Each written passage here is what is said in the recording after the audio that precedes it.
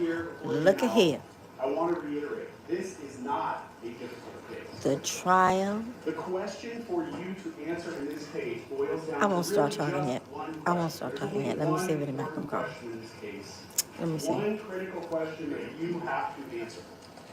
And that is, did Mr. Mayers, the man at the table, did he use a real gun or did he use a fake gun? This trial Now, is winding for those of you who've been jurors in down. the past, you know that And my as jurors, nerves often when you sit are in these banging. cases, you have to answer a whole host of questions. You need to answer, was the defendant, was Mr. Mayers, was he even there that night? Was a gun, did he actually Was he have a there? gun? Was the gun Of loaded? course he was there. Did he actually fire the gun? You know, there could be a bunch of different questions that you have to answer. In this case, all of those questions are agreed to. And it only comes down to that one question. Was it a real gun or was it a fake gun? Nothing else is in dispute. Now, I'm sure that Mr. Takapina, when he comes up here, he's going to stand up here, he's going to talk about Mr. Efron a lot. And he's going to talk to you about how did Mr. Efron earn his income, who's Mr. Efron's girlfriend, did Mr. Efron tell people he was a millionaire, or what kind of lifestyle did Mr. Efron lead people to believe he had on Instagram? None of that matters. None of that matters. None of that relates to the singular question that on November 6, 2021 in Hollywood, did the defendant have a real gun? Did he have a fake gun? Now, you're not going to hear me, and you haven't heard Mr. Lewin or I throughout this case tell you that after this crime happened, that Mr. Efron did not think to himself, I want to be compensated for what happened to me. And we are not going to tell you that Mr. Efron, after this crime, this horrible crime happened, that his primary motivation wasn't, man, I really need to go to the police and make sure that whoever did this was held accountable. That's not what Mr. Efron was thinking. Mr. Efron was absolutely focused on himself. We agree to that. We talked to you about that all the way back in jury selection. We told you at the time, Mr. Efron filed a lawsuit. Mr. Efron wants money because of what happened. Okay? That hasn't been hidden from you. We actually stood here and stipulated to that with the defense. That there was a lawsuit, what the causes of actions were. We agree to all that. None of that's in dispute. It's very important that you understand your role in this case, and specifically what your role in this case is not about. You are never going to be asked to decide how much money should Mr. Efron get for what happened to him that night. Does Mr. Mayers, does he owe Mr. Efron $1, no dollars, a gazillion dollars? You'll never be asked to answer that question. Your role is not to consider that. Not to consider that question. The only question that you are here to answer is, that night in Hollywood, did Mr. Mayers have a real gun or a fake gun? Was the gun that Mr. Mayers pulled out of his pants, pointed at Mr. Efron, a real gun?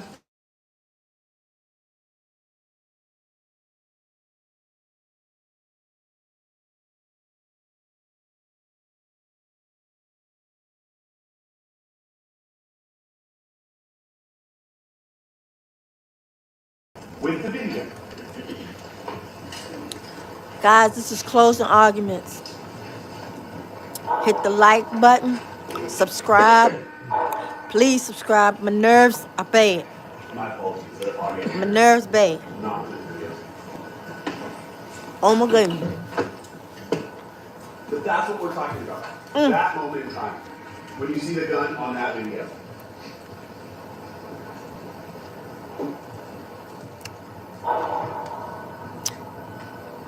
Oh my goodness. 6 likes, 23 y'all. Oh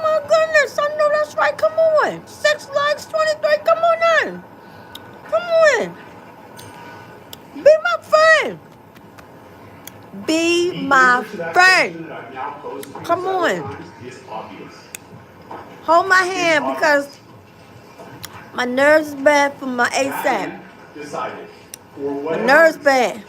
6 that likes. he was Come on. going to settle his Come on. dispute Come on. with Do Mr. it. Do Efron it. that Do it. night All right. with a gun. I'm going to be quiet. That he was going to do that in the middle of Hollywood. Hi, Just Yuri. And that he was going What's to going fire his on? gun not once, Just but Yuri. twice. You know how I've been keeping up with the ASAP, right? That man made the decision I've been doing the to best I reach can. out to Mr. Efron. Lord, To this is provoke closing this arguments. confrontation. Ciao. I'm trying to tell you, I'm having a panic attack. What the He world? made the decision to bring 2 other people with him. Hills and 12. Mr. Efron's outnumbered 3-1. But still, he made the decision to bring a loaded, concealed gun with him to that confrontation. Those Not were his real. decisions. Those decisions had consequences, and you know the results of those decisions. And that is what we are asking you to hold him accountable for in this case. We know the consequences of his decisions really beyond a doubt. The video here is clear. The defense put up 12 Mr. Phillips to narrate the video for you. And I guess the question you have to ask after listening to 12's is, are you going to listen to 12, the man who relies on the defendant for his livelihood, for his income, really for his entire career? Are you going to rely on him, or are you going to rely on your own lying eyes? Because what he described on the video did not happen. What did the video show? Well, it showed the defendant confronting Mr. Efron.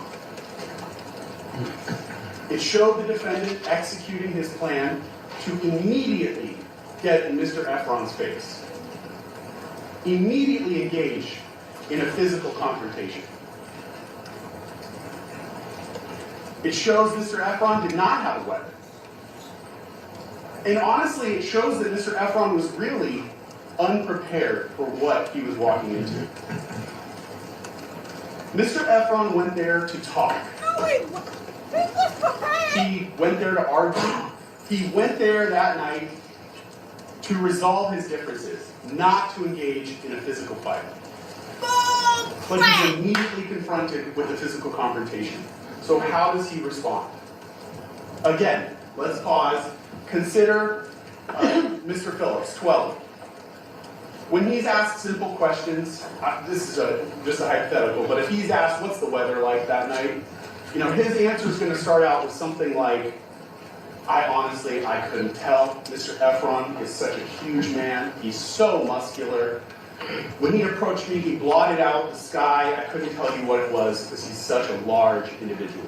Oh my goodness. Okay? Oh my goodness. He repeatedly puts that fact in front of you. He wants you to focus on Mr. Efron's size, how big he is, how muscular he is.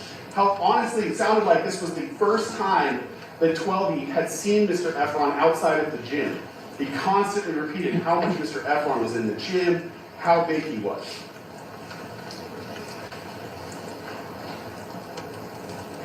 You not. At that moment, when Mr. Efron is approaching the defendant, he doesn't know what's about to happen. We all know because we see it on the video. But at that moment, he did not know. He did not know the defendant had a gun.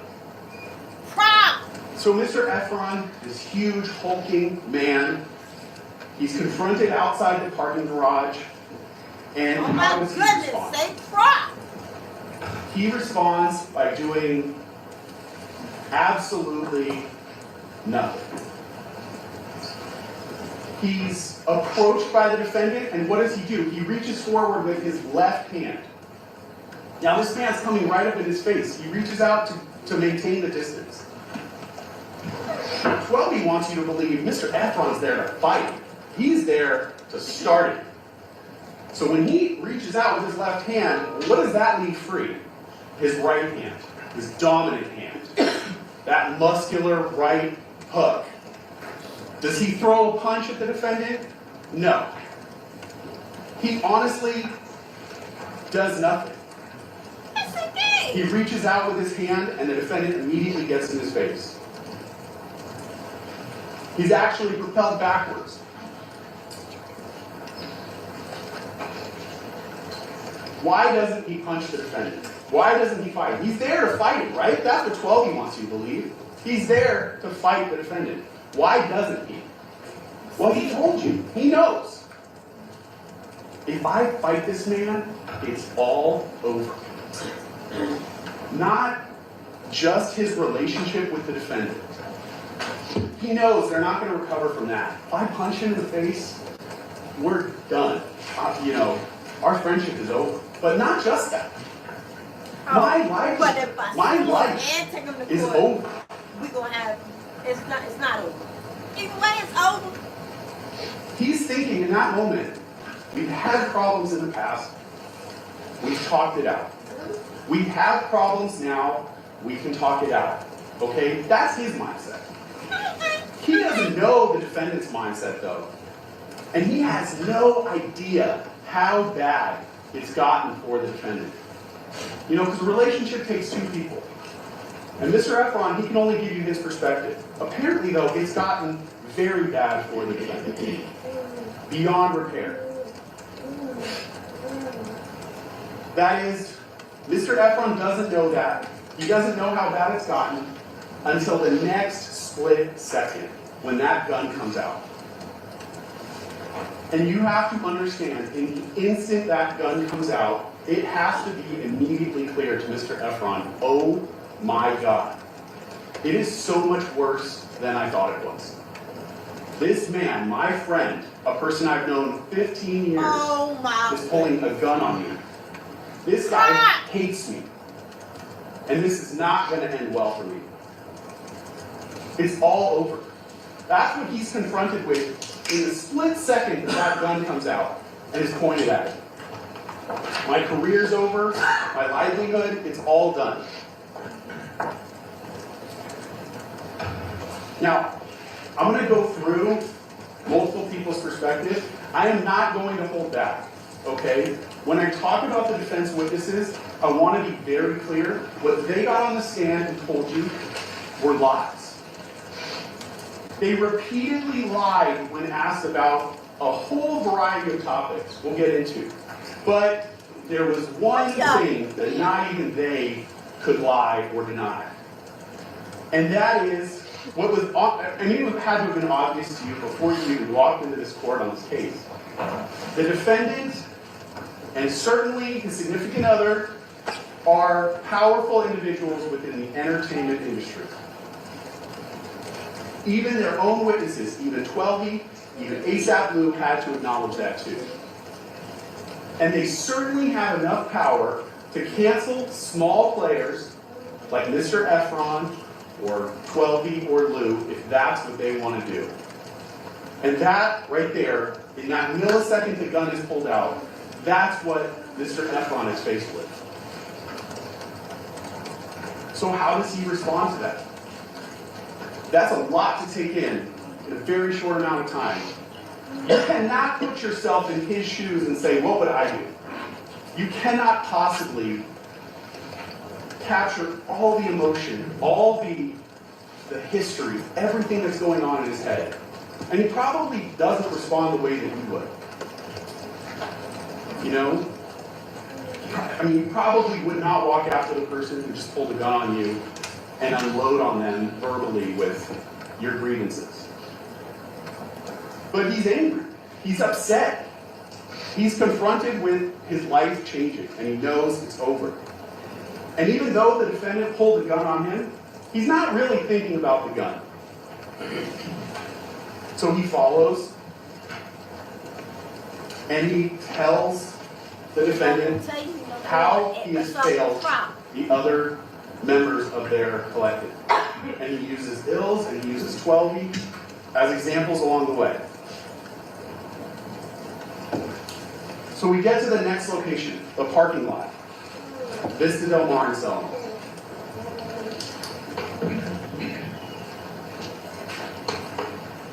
And when we get to that corner,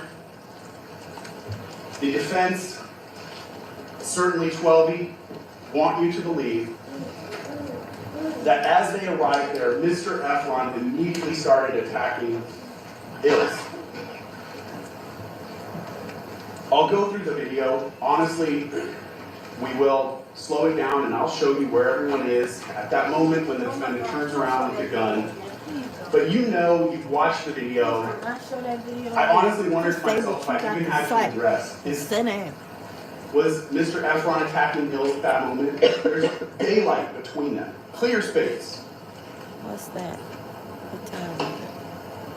But this is where the defense is going to double down on the it's 7:08. You cannot believe what you see with your own eyes. When you watch the video, you can see space between Ills. 7:08. You can see space between Mr. Efron. 12E could not acknowledge that on the stand. That's not why he was Dylan? He was here to say, new subscribe? Oh my goodness, thank you. What the world? Oh my gosh, this is so special. This is so special. You have made my day. This sounds like a man pre-programmed answers to it. Am I saying your name right? Dylan. It might be Dylan. I don't have to tell you which one he was coach. I think it's Dylan. Certain answers. Because you saw it for your own eyes in court. If you didn't see it, you heard it.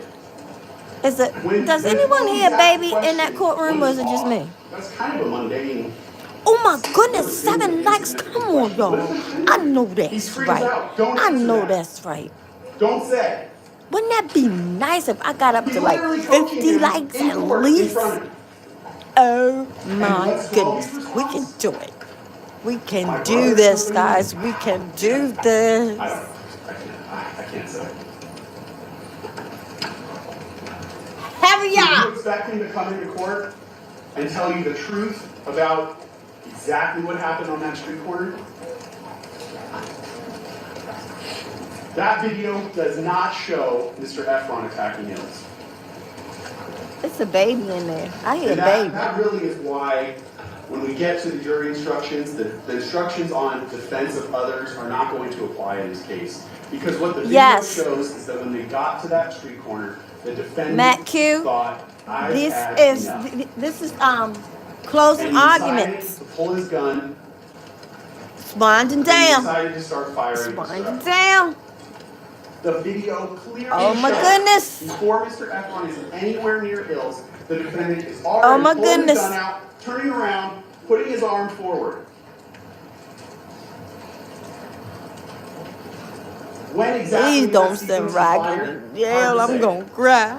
The sound doesn't necessarily match up perfectly with the audio. These are from two different systems.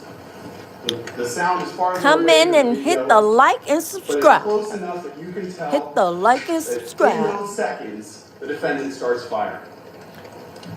The prop gun. How does Mr. Efron react? He reacts by grabbing Ills and using him as a human shield.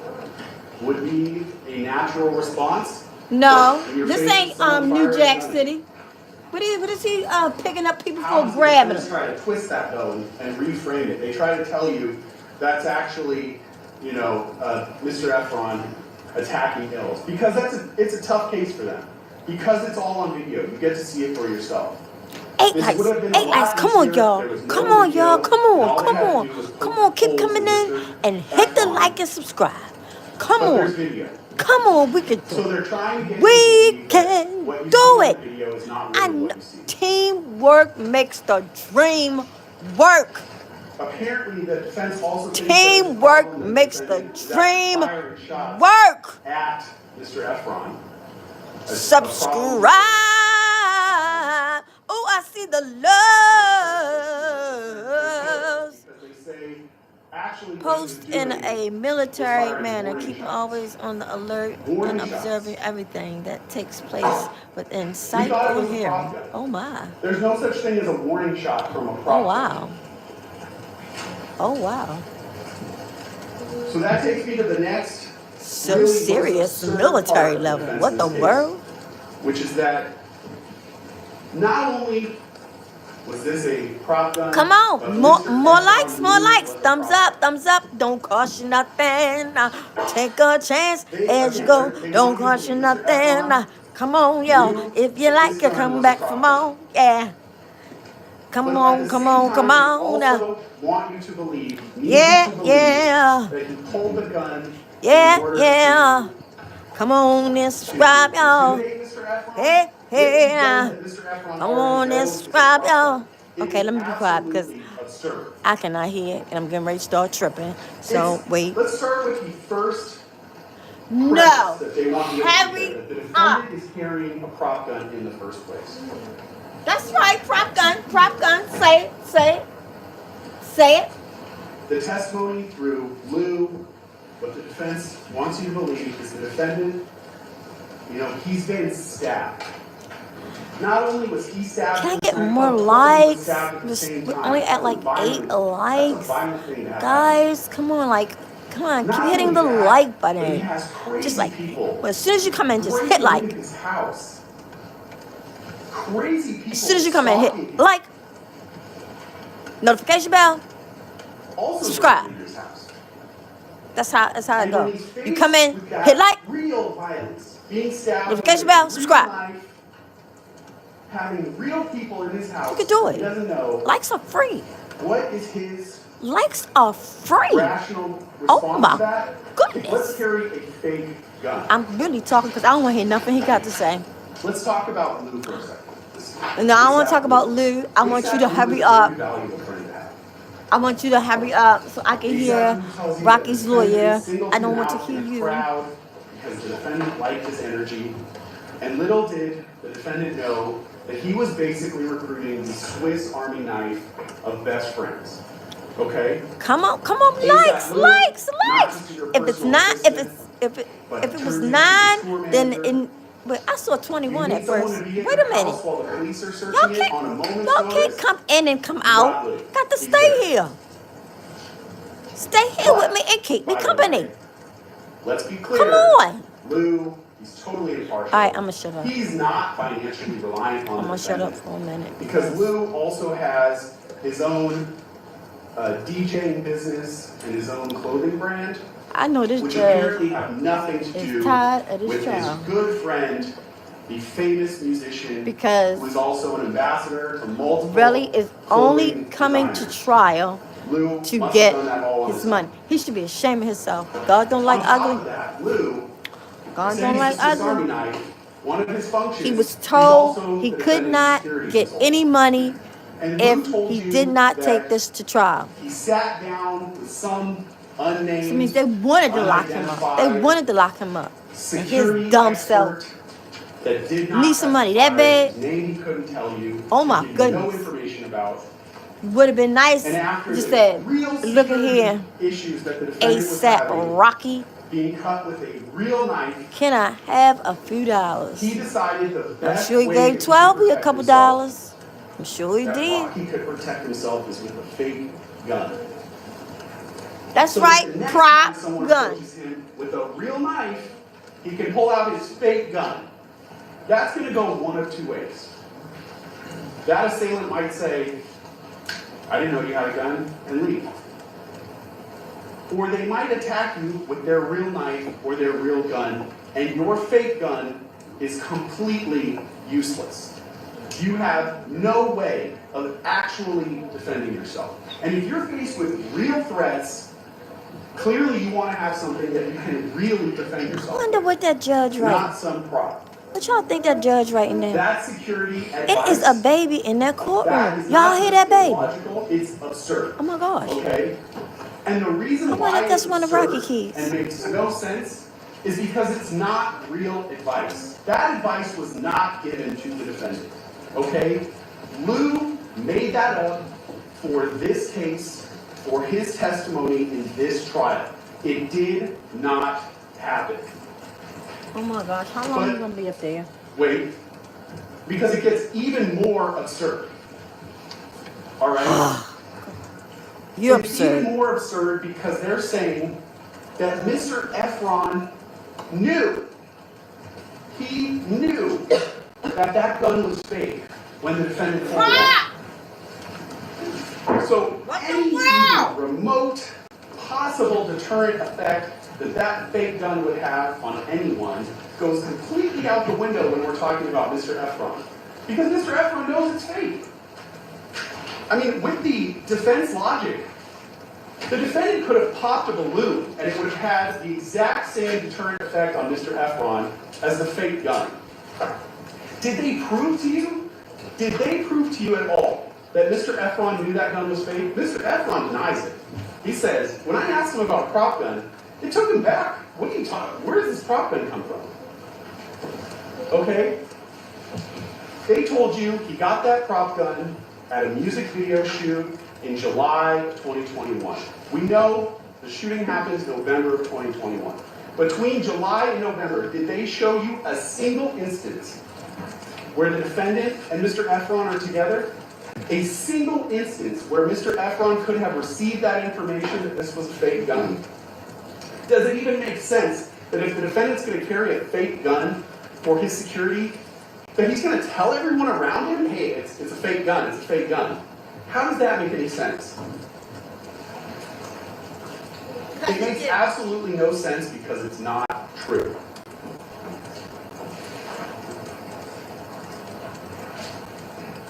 The truth is the defendant did not have a fake gun. He had a real gun. How do we know? Oh my God. I'm Well, about to bust you in the first scene where the defendant pulls the real gun on Mr. Efron, what does he do? How does Mr. Efron respond? How does ILS respond? You don't see the very moment that the gun is first pulled on Mr. Efron. It's not captured on the video, they're just off camera. But what do you see when they come back into the frame? Mr. Efron backing up. ILS is between them.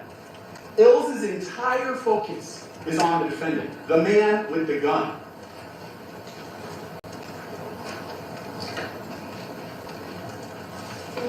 It's mine.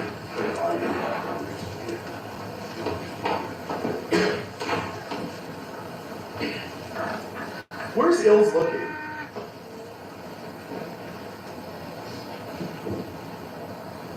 Is he focused on Mr. Efron, the provocateur, the one who's provoking this fight, who's trying to hurt his friend Rocky? No. He's got his back to Mr. Efron. He's focused completely on the defendant. You can't even say nothing. What's Mr. Efron doing? Again, they want you to believe Mr. Efron looked at the defendant and said, put that fake-ass gun away. He did. He never said that. What's he doing on the video? He's backing up. There's no video of the second that that gun is pulled on him from this scene. But there is that video from the second location. So I want to play that for you, and I'm going to slow it down for you. I will play it at 2 different speeds. You've seen this video over and over and over. Yes, we You have. could probably, if you have any artistic skills, you could probably draw it out from memory. But I want to play it slowly. You know who the people are involved in this. What's the defendant doing? He's pulling the gun out, and you see Mr. Efron dive behind ILS. That's how Mr. Efron responds when the gun is pulled on him.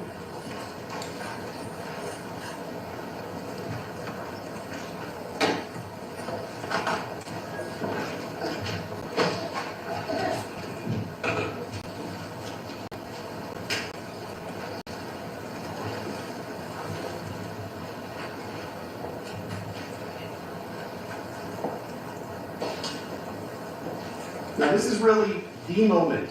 So I'm going to slow it down even more. We're going to go to 1/4 speed, okay? You can see the defendant already moving back towards Mr. Efron. Mr. Efron is nowhere near ILS. He's lunging towards Mr. Efron, and Mr. Efron is diving out of the way.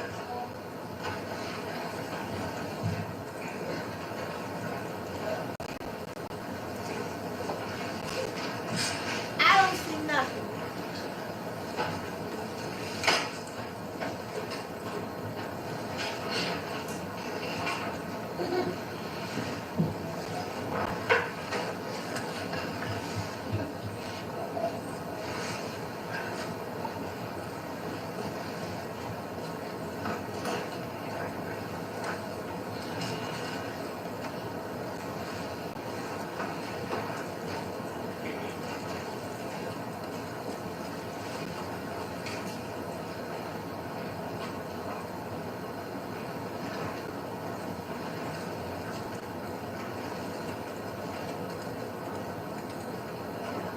Now this video, it creates a host of problems for the defense in this case.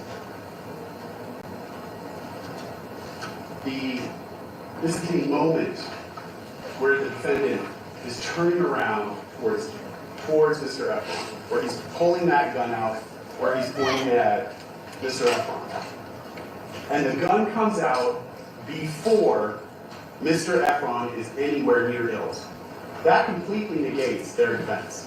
Negates the reason why he says he had to pull the gun in the first place, to protect Ills.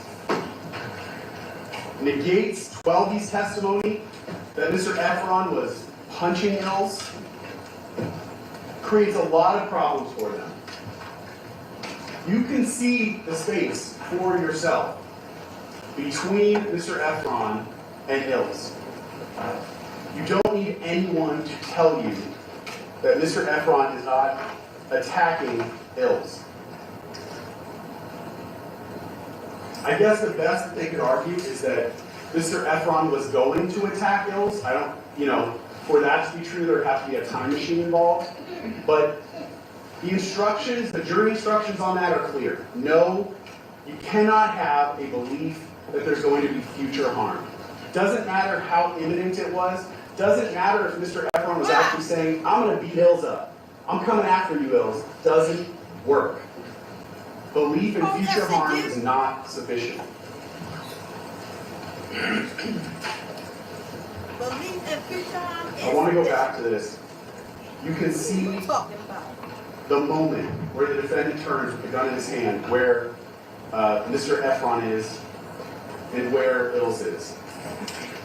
The second problem with this, so other than negating the defense, right, that 12B wants you to believe Mr. Efron is beating up Ills, that video further causes problems for the defense because nobody on that video is acting like that's a fake gun. They're all reacting to a real gun. Consider it from each of their perspectives. From the defendant's perspective, Mr. Mayor. If he's holding a prop gun and Mr. Efron knows it's a prop gun, that's what they're telling him, right? Why does he have to run towards Mr. Efron? Why does he have to move at all? Why does he have to lunge towards him? When Mr. Efron runs around Ills, why does he have to try to duck and dodge side by side to try to get a line of sight around Ills? If nothing comes out of the barrel, the tip of that gun, because it's a prop gun, not a real gun, there's no need to chase Mr. Efron. There's no need for him to move, period. The gun would make the sound. They're telling you that's what the deterrent is. So why does he move? He moves because it's a real gun. Because things do come out of the end of that. And he's trying to get a line of sight on Mr. Efron. Consider it from Mr. Efron's perspective.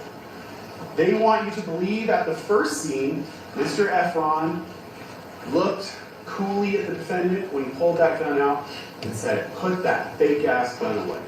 Oh my God. So when he pulls it out a second time, a few minutes later, does Mr. Efron look back at him and say, "Do I have to tell you again?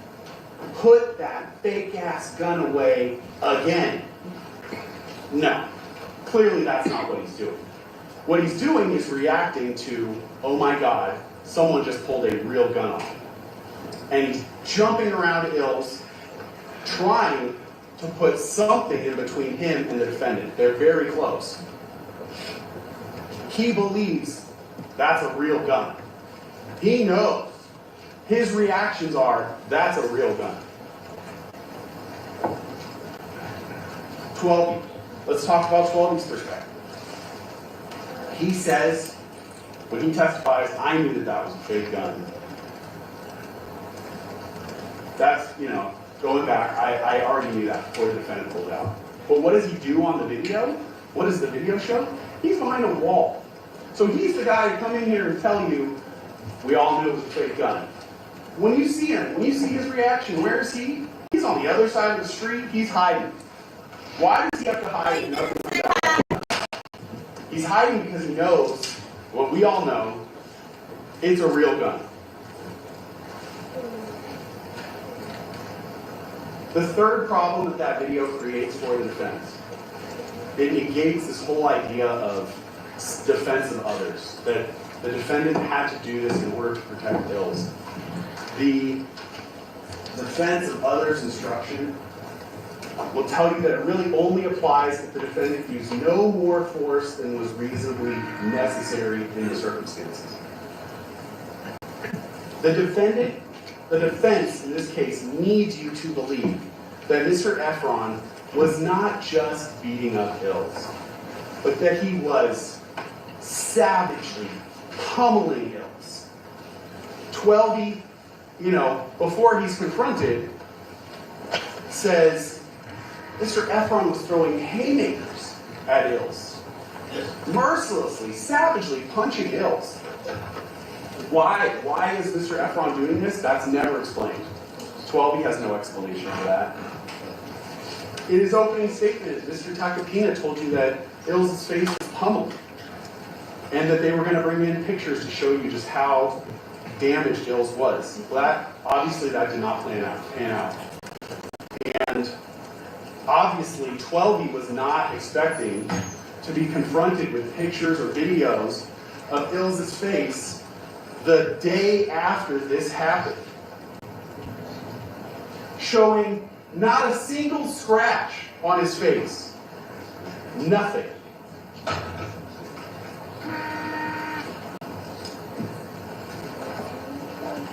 If what 12 was describing to you had actually happened, these savage blows landed on Ills' face, if that had actually happened, they would have brought in photos of Ills' bloody, bruised face, black eyes, busted lip, whatever it was, cut on his cheek. They didn't bring in any of that because it didn't happen.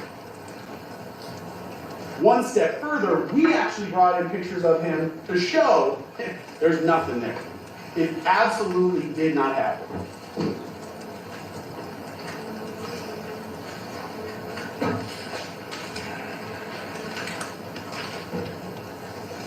Okay. Before I go on, I want to address another thing that I'm sure Mr. Tacopina is going to talk about when he stands up here, and that is the injury to Mr. Efron. And some of you may have the attitude as you sit here, you know what? He wasn't really hurt that bad.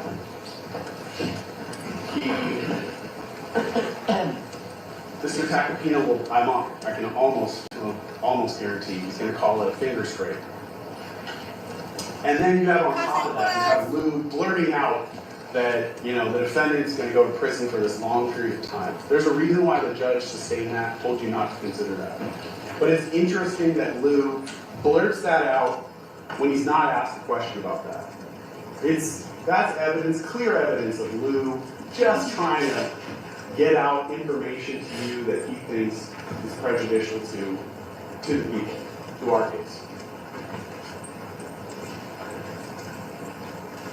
I hope you understand that even though this one incident did not result in a serious injury, this is still a serious crime. That the potential for real serious harm was absolutely there that night. This was 10 o'clock p.m. on a Saturday night, a busy Saturday in a busy area of Hollywood. So, And your common sense tells you how bullets travel when they're fired. They don't always hit their intended target. And the potential for someone else to have been seriously hurt oh in my, this case don't try is to add that absolutely in present. with a You prop have busy gun. nightclubs. Don't do it. People getting out of nightclubs. They are in a Cars, garage. The whole They- parking lot full of They cars. are in a The parking potential that lot. someone else could have Nope, been in. no, no, There, no, real, no. Why nobody else And in it's there? serious. And you know that when And ain't guns are nobody getting hurt discharged with the in prop busy gun. areas, people die. Oh my gosh, We you gonna bring that up in there? Are lucky that's not this case. But it's still an unimportant case. And I'm going to continue to point out how absurd some of the defense arguments are. And I will fully acknowledge to you that my tone can be sarcastic. Please don't take my sarcasm as any indication that this is unserious. That was sarcastic. Talking There about are people could definitely die. laws that you can argue with and say, Oh my gosh. I don't really know if this should be on the books. This is not one of them. Firing a gun off in Hollywood on a busy Saturday night, not one of them. And even if that's your perspective, you need to set that aside. That's not your role as a juror. The judge tells you what the law is. Your job is just to apply the facts to the law and make a decision. The only decision you have to make is, was it a real gun or a fake gun? Judge looks like he's saying, sit your butt Now, down. to that end, talking about Mr. Efron's injuries, you'll be able to read the jury instructions for yourself, but there's a whole host of things that we do not have to prove in this case. The law tells you we do not have to prove. That the defendant even touched Mr. Efron. Mr. Efron doesn't have to be injured in any way. The defendant does not even have to fire his gun for this crime to be completed.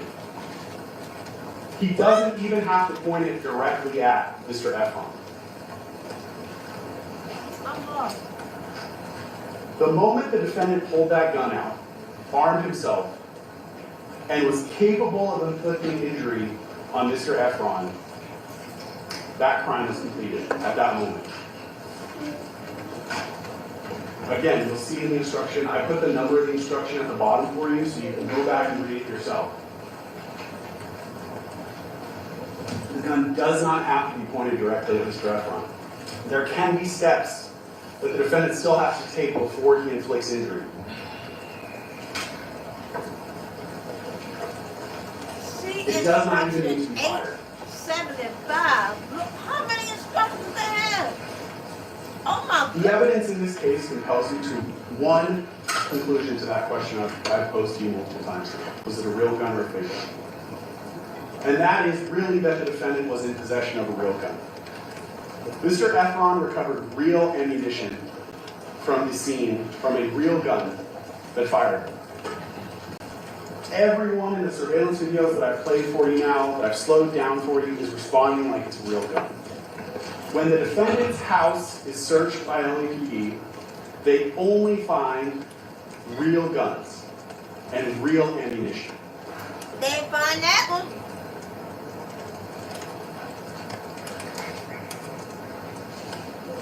The defense theory in this case that this was a prop gun, there is absolutely no evidence to support that idea. The only thing that supports that is Twelby and Lou, who are telling you that it's a prop gun. Well then, there you go. Once you decide that it's a real gun,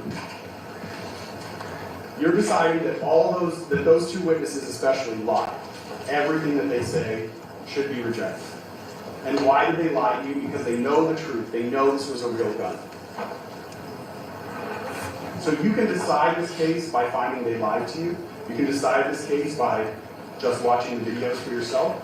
You can decide this case by listening to Mr. Efron's testimony. Every time he's talked about this crime, he has always maintained this was a real gun. And if you determine that the gun used in this case was a real gun, the law compels you to one conclusion: that the defendant is guilty. That's it. Not because you want to find him guilty, not because you're going to find pleasure in finding him guilty. but because the law compels you that once you make that determination, that's the only just outcome in this case. I know Mr. Takapina is going to talk about Mr. Efron, and he's going to talk about all of Mr. Efron's statements. He's going to point out every single minor inconsistency that Mr. Efron has ever made when he has given statements.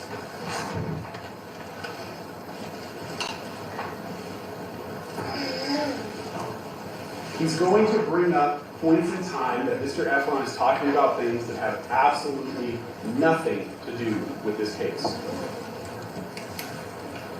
You saw that clearly when the defense put up Wally Sajeni and tried to play snippets of Mr. Sajeni's recordings of Mr. Efron.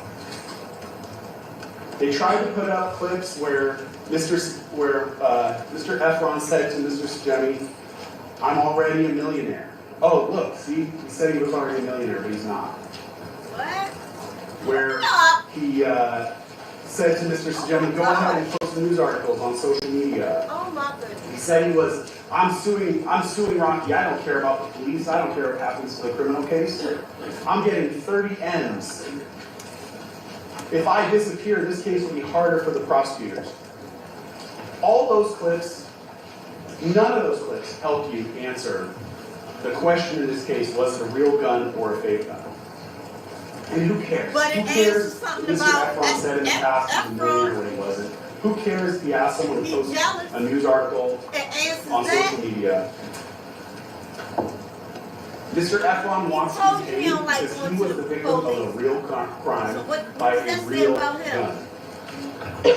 And some of the most important evidence that you heard in this case actually came from those recordings. Those recordings are very important because Mr. Efron does not know he's being recorded. He thinks he's talking to his friend. He has no idea that this person is recording them and then immediately turning their conversations over to the defendant. These are his unfiltered, unprepared thoughts. He's not talking to the police. He don't like the police. He does not even know he's being recorded. But what he says to Wally in those recordings is exactly what he told you here in court. I want to go through them because these recordings are important. So I'm going to break them down. And we're going to play a couple. Besides, I'm mad at both young ladies for letting that shit happen for me. Oh, it ain't no fitting sides. That nigga 100% crazy and wrong. Yeah. 100% wrong. And he got 12-year ills mixed bro. I'm not. You gotta understand, Raggy been on this high horse for a very long time. You feel me? He didn't have to do what he did. I don't have, he forced my hand. You feel me? I got over 20 missed calls between him ills. Why is Rocky going out his way to do anything like that? You get what I'm saying? I'm pretty sure you didn't hear the story or whatever it is, but you gotta look at it like this. Why is he going out his way to call me 20 times? I it was in 12 year with him. Text messages saying link up, where you at? And all of this is because of I pressed him about Josh, him not doing right by Josh, and he spoke to Josh's mom and lied. You get what I'm saying? So I wrote him about that. He hits up Bari later about that, but I'm with Bari. Bari got the phone. She couldn't. You get what I'm saying? She didn't fit well with me. So Rocky talks about me within that conversation because he sees I text him about Josh. You feel me? I told him saying ASAP out my name. This is 7 months ago. I took ASAP out my name. You feel me? Yeah. He's a bitch, so he goes in and hit Bari because Bari influenced him a whole week later doing that complex con shit. You feel what I'm saying? Just so happened I'm with Bari while Rocky hits him. Rocky says my name. You get what I'm saying? Real Money 12-year ills is at his house. I hit Real Money the next morning. Tell Real Money I heard Rocky bitch ass tell him I don't fuck with him. Woo-dee-woo. You feel me? No fighting words, none of that. Just basically, nigga, I heard you. But in Rocky's head, he was like a bitch because Barry had him on speaker. Rocky don't know who else heard that conversation, but he know I heard him talk about me, and I told Rocky over the years, nigga, if you have a problem with me, let me know. Stop rocking me sweet, you feel me? And boom. Next thing you know, I guess that was enough for him. He felt like a bitch because he knew I heard that conversation. I wasn't supposed to hear that conversation because Rocky never, ever, I never heard him say curse words or even have that type of energy towards me. You know what I'm saying? So now I know the real him. I tell real money. Tell that nigga fuck him. You feel me? Boom, boom, boom. Shit is related to him. Next thing you know, I get over 20, 30 missed calls between him, Bills, and Rocky. Text messages. I'm staying at the Lowe's. I tell him, he calls me. I finally answer because I'm sleeping. I answered him. He's like, where you at? With his flip voice. I'm like, huh? Where you at? Nigga, I'm at the W. I'm not really at the Lowe's. You feel me? You know, Hollywood Boulevard. They all look the same. He's like, no, you're not. Nigga, that's a bum-ass hotel. I'm like, huh? He said, show me outside. Okay. All they look the same. I showed him outside. When he does, be there in 5 minutes. I'm like, alright. My girl like, what the fuck is going on? I'm like, I don't know. He calls me. He always calls me back. I got all these text messages. Bro, these things is done. You and a couple only people heard this story. Rocky out here thinking it's all sweet, but his life is really, and bro, that's what I wanted to ask you, bro. Like, why the boys though? You feel me? Why take it to you know the guys? You feel me? Who, me? Yeah, think though how the boys. Why wouldn't I, bro? He's a multi-millionaire. He blamed that. I'm no longer on his level. Everybody turned on me. Everybody, bro. Rocky had everybody turned on me that day. What the fuck am I doing? Spin on his block and go shoot him up?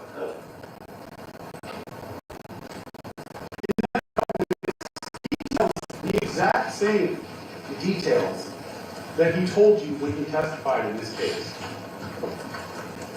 That's evidence they created.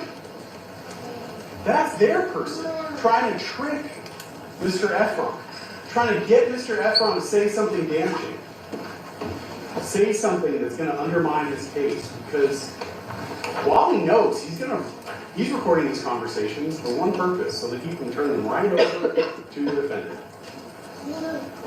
But what is Terrell saying? Everything consistent with what he told you. How this interaction started. Even that he blamed at him, that he shot at him. The same thing, because he weird at me 4 or 5 times. I had to use ills as a shield on me.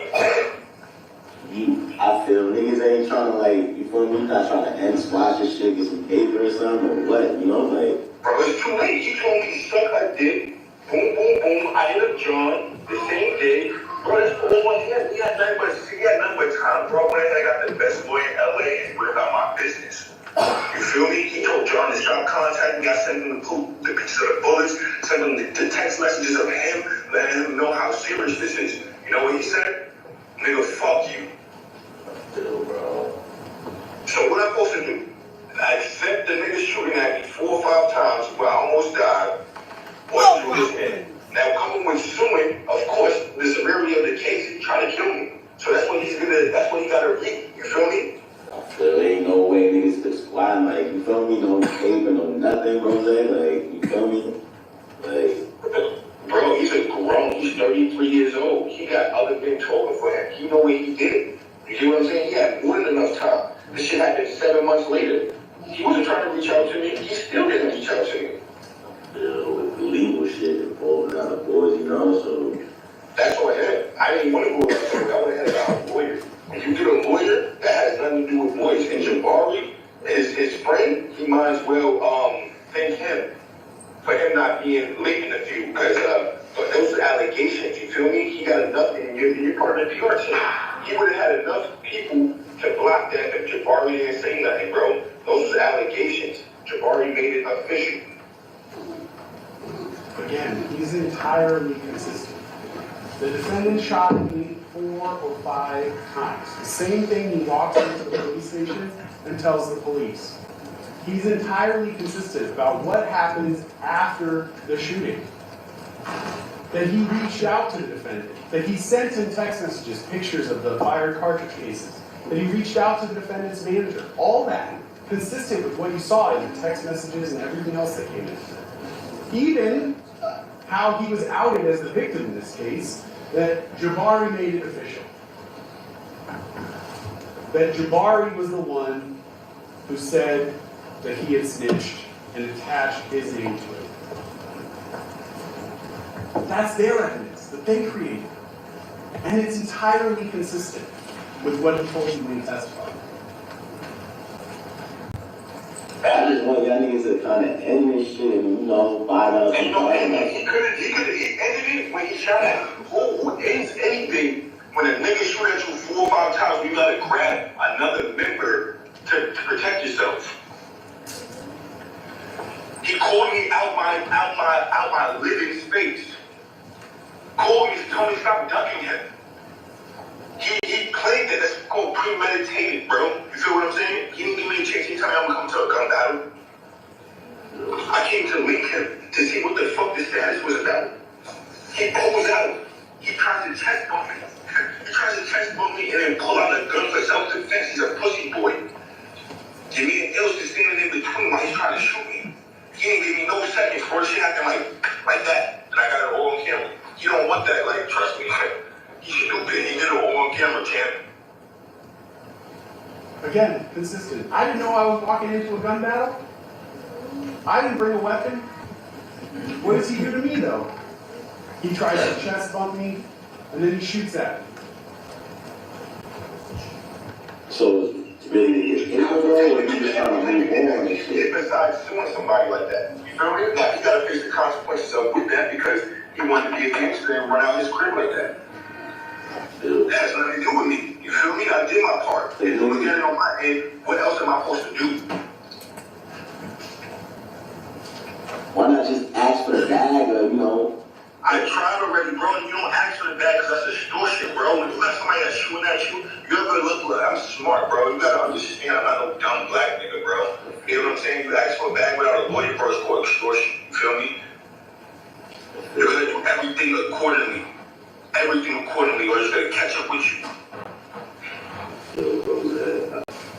What's Mr. Sajemi trying to do? He's trying to bait Mr. Efron into giving some kind of inconsistent answer, but Mr. Efron's consistent the whole time. When I went to the lawyers filed, gave the police the evidence, but you can't sue somebody with circumstances like that without criminal actions because it's such a heinous crime.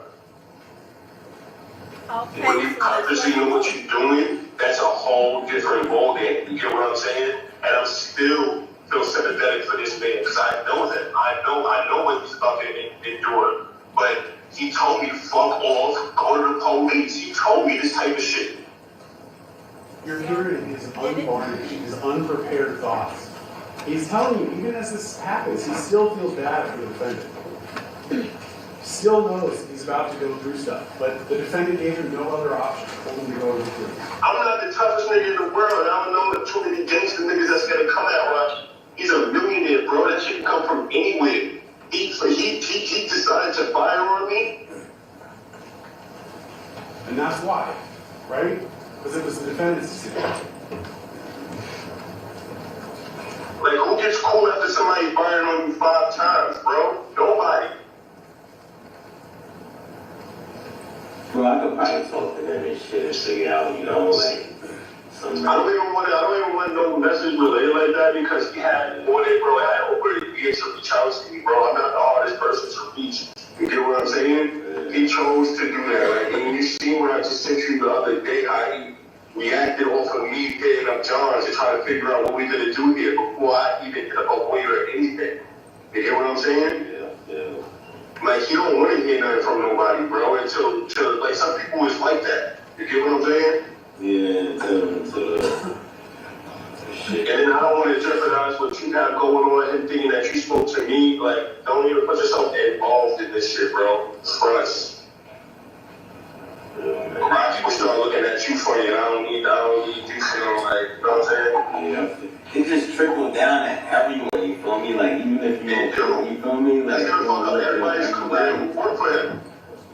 You feel me? So, Everybody who worked for him, but he did that because he's stingy, bro. I can't not do what I'm doing and think about everybody else. You know what I'm saying? Because I gotta worry about myself and worry about what the fuck happens to me. He wasn't thinking about nobody.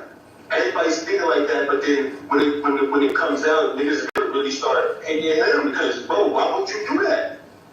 Why would you put yourself out there to do something like that where it's unforgivable, bro? You get what I'm saying? Yeah. Like, this ain't something like it was a fight, you punch me, I can sue you, you don't go to jail, bro, you fired on me.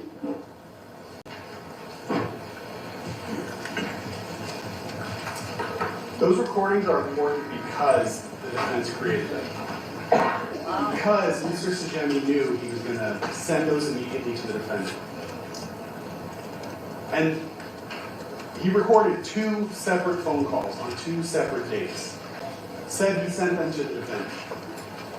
But Mr. Sajemi, although he tried to catch Mr. Efron saying something inconsistent, catch him in a lie, didn't work. When it comes to asking Wally, well, hey, what did you say? What did the defendant say to you about this? All of a sudden, he can't remember. Didn't record those calls. He's the mediator, right? But he doesn't remember a single thing the defendant said to him about this. Definitely doesn't remember the defendant saying to him, what are you talking about? This was a fake gun. He hears over and over and over from Mr. Efron that the defendant fired a real gun at him 4 or 5 times. So he's trying to catch Mr. Efron in a lie, but what does he catch him saying? I'm with Jabari and Rocky talks bad about him. I tell Rocky I don't want to have anything to do with him. He calls me while I'm sleeping in my hotel room. He provoked a meeting with me. He and Ills called me 20 times. He told me he's going to come meet me at the W, and he fired at me 4 or 5 times. I had to use Ills as a human shield, or I'll be dead. So you using nothing? He's unequivocal. This was a real gun. He tried to kill me. And after that, everybody turned on me. It's too late for Rocky to pay me and make me go away. I tried to resolve this quickly. I tried to reach out to Rocky. I tried to reach out to John. He left me no options. He told me all right, buddy. So I got a lawyer, and that's what I did. Gonna be all right, buddy. We still could have kept this quiet, but then Jabari posts Gonna be all that right. post about me and outs me to the world as a snitch. Those recordings, I want to say they're about 25 minutes. You listen to the whole thing, those are just snippets. I don't know why you Try got to give you a yourself in this reasonable mess, bro. sample. I am mad at you for that. I don't understand. You listen to the whole Y'all, thing. y'all be having the bag, and y'all be doing the dumbest stuff. Get yourself in trouble. This is ridiculous. Rocky really fired a fake gun at me. You ain't even need to right? bother with Here's him. that fake gun. That's what he used. Oh my gosh. I was never. Just let him. You should just let him be. You ain't got no time for that. He Hey. tried to kill me. That's the entire case. Mr. Efron told the police what happened. Oh, why He you? was consistent Oh man. about the details of the shooting. Since the very beginning of this case, he's been consistent. He was consistent when Only he knew thing he that was being pissed me recorded. off. He certainly knew the police were going to write reports. Why you even get He yourself probably had in some this idea that mess? the police were video or audio recording him. More importantly, he was consistent even when he didn't know he was being recorded. When he thought he was in a safe space. Like, every he time thought he was y'all make talking to his money, y'all friend, act he's dumb. still consistent. What the world? He has told the details. You don't want of what it? Give it to happened me. That night, no less than 9 times. Oh goodness. And he was on the witness stand for Who 5 does? days. Keep doing it. When he testified, he has had to repeat this over and over and over. Be working Can hard you to get up out the imagine telling hood, get up out the hood, get something your that deals, happened to you 9 times and not get money, having get minor this, get that, get that, inconsistencies in what you said? and now you want to go get a gun. I mean, What it's the world? completely Oh, prop natural. gun. What the world? Why? But he, Mr. Efron, be gun fooling with was locked him? into his statement on November 8th, 2021. To be fooling with somebody that's jealous of you?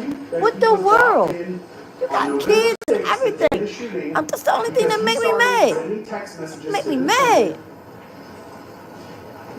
I don't understand. Two 12, 2 ills, 2 Johns. Hurry up. He's Whatever locked your in with name all is, them telling lawyer. them this was a real gun. Sending them pictures of the cartridge cases.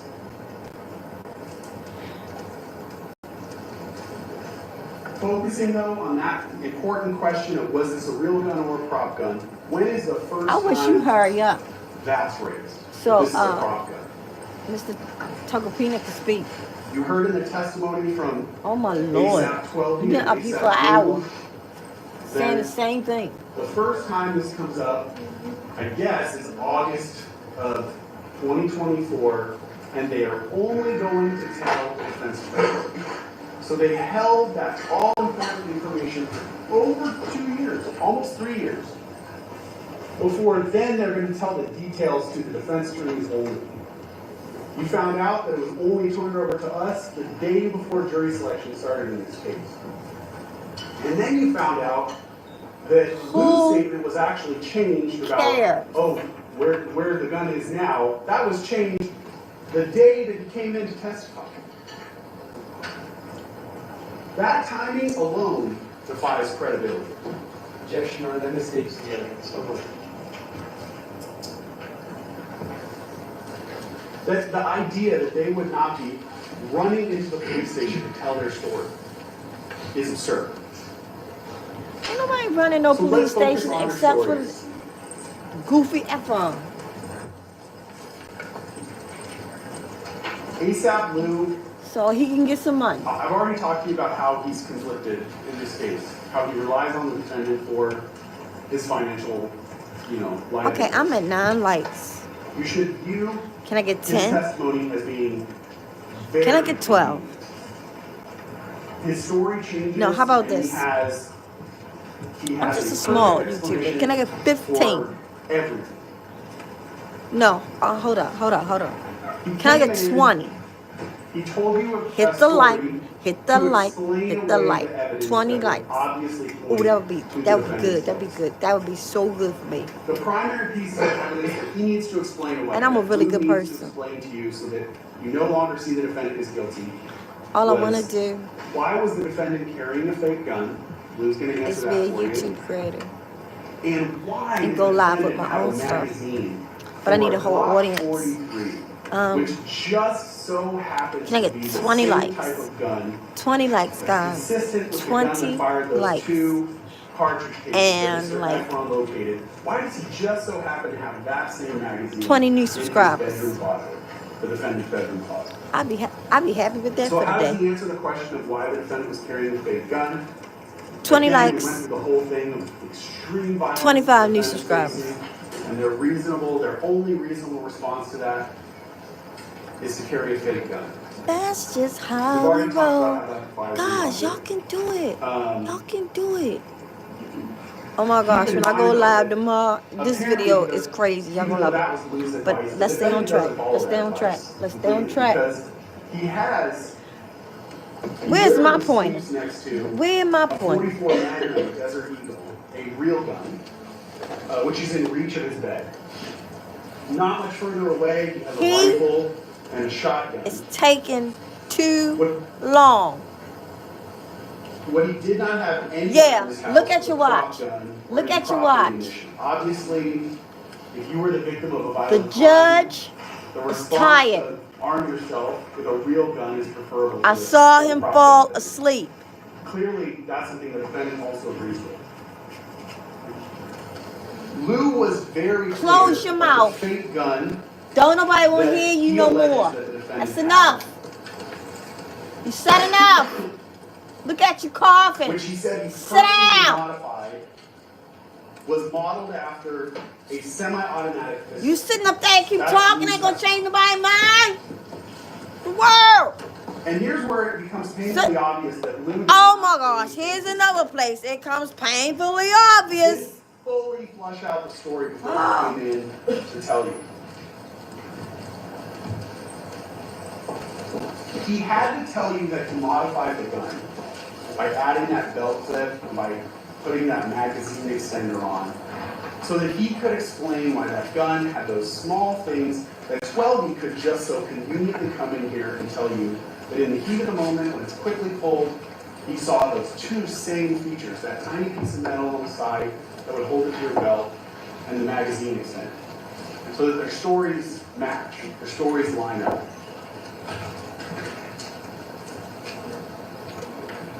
If you accept that the defendant had a fake gun that Lou just described, you would also have to explain why there are no fired, fake, prop cartridges at the crime scene.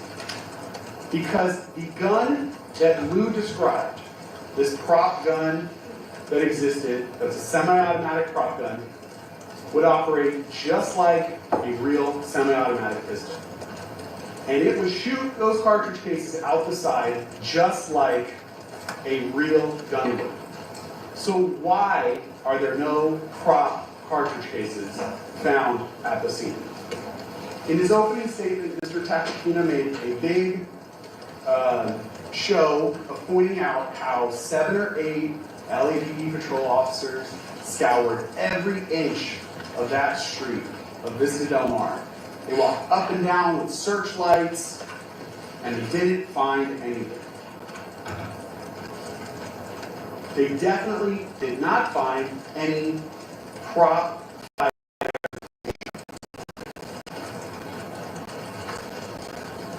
Now, he obviously did that to argue to you that Mr. Efron planted those cartridge cases. But he actually discovered them at the scene after the police had searched it.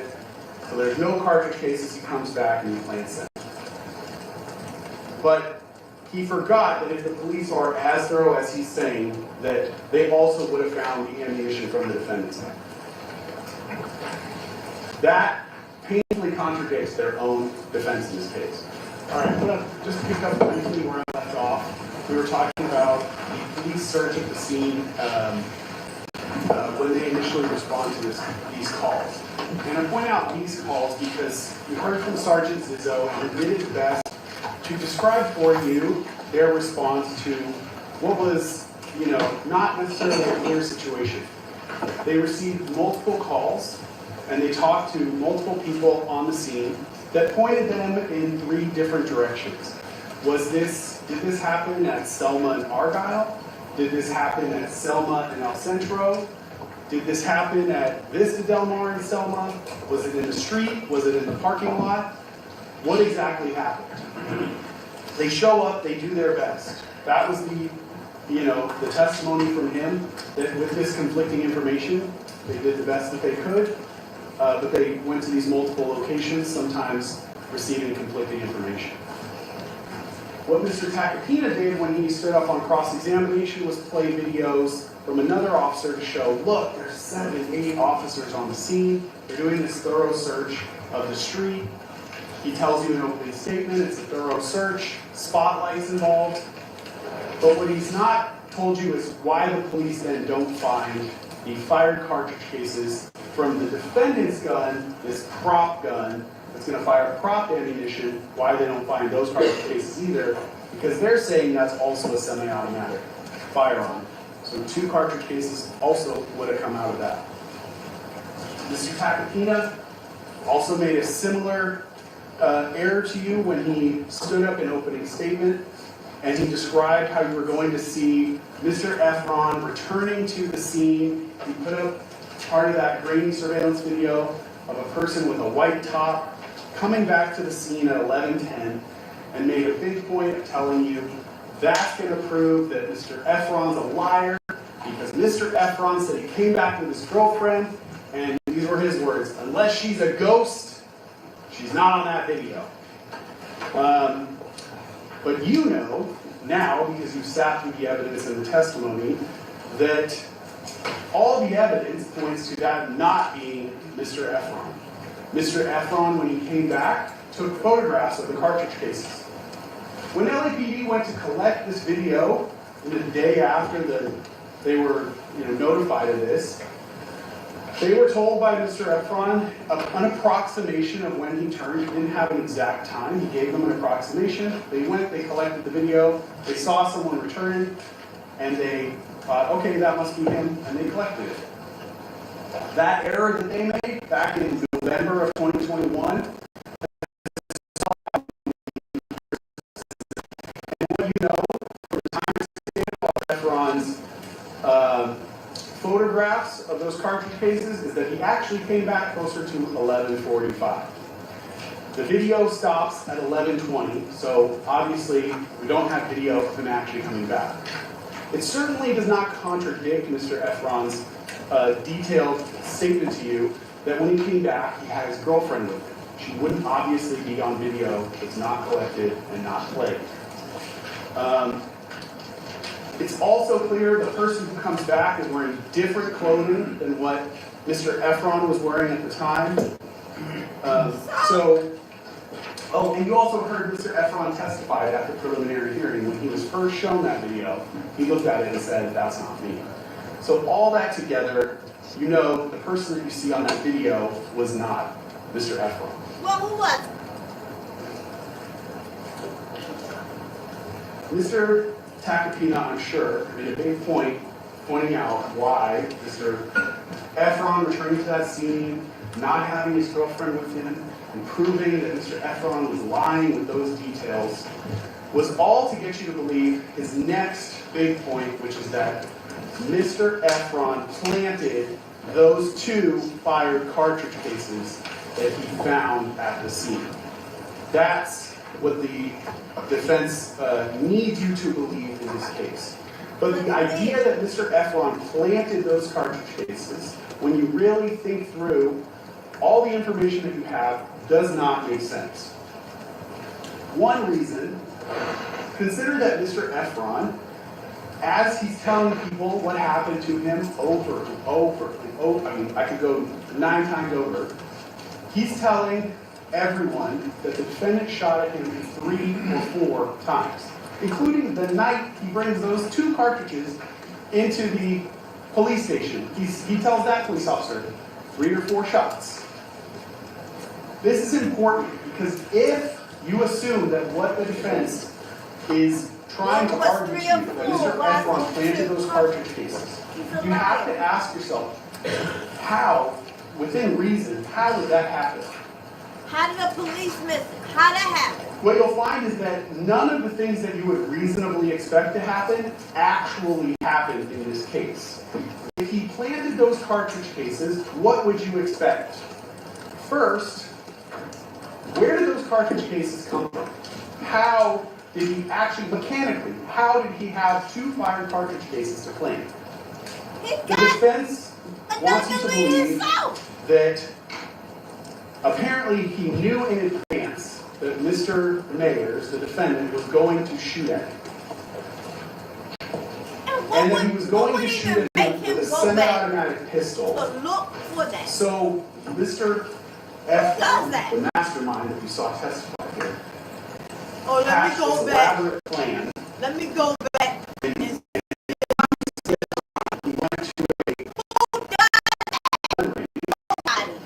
and he got a 9mm Glock 43 and fired it multiple times.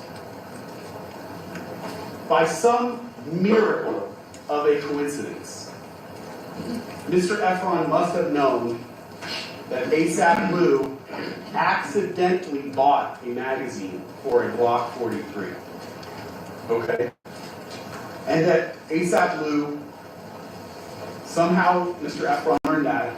He's also going to intuit or know ASAP Blue's going to load that magazine, fully loaded, and he's going to leave it at the defendant's bedroom closet. Now, if you're already thinking this sounds completely unreasonable, I'm with you. It makes absolutely no sense. None. At this point, just to go back to jury selection and the example that you were given with Boomer the dog, and Mr. Lewin asked you, well, how can you be sure that a tornado didn't come down the chimney and just trash the house? How can you be sure? I mean, honestly, that sounds more reasonable than the idea that Mr. Efron knew in advance that he was going to be fired at and knew to go get that specific kind of gun to fire at a firing range to collect those cartridge cases that he could plant in the future when this shooting happens. There's no way that this scenario would work without Mr. Efron knowing in advance that this shooting is going to happen and that he's going to need cartridge cases to plant at the scene. Under the defense scenario, too, he would not have time to get those cartridge cases any other way.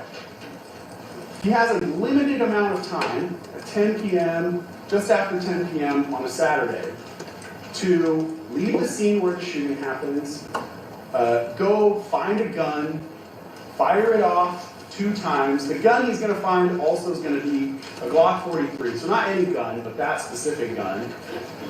And he's going to fire it off multiple times, and then he's going to go back to the scene, I guess, by 11:10, when that person in the white shirt, so he changed his clothes, he's going to go back and he's going to plant those cartridge cases at the scene.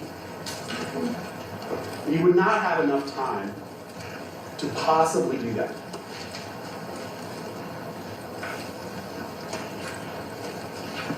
So second point to consider, how it doesn't make any sense that Mr. Efron planted these, is that, as I pointed out, Mr. Efron told literally everyone who would listen, including Wally on those tapes, that the defendant fired more than 2 shots. Now you all, I'm sure, can appreciate how stressful this situation would have been for Mr. Efron, and that as the defendant's firing at him, he's not sitting there counting exactly how many shots. So as he's telling the police how many shots were fired at him, he's doing his best to recall a stressful situation, and he genuinely believes 3 or 4 shots are fired at him.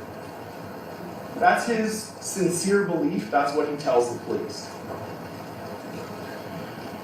If he is going to plant those cartridge cases, though, and come up with the crazy scenario that I told you, he intuits that the shooting is going to happen, he gets these cartridge cases in advance so he can come back and plant them at the scene,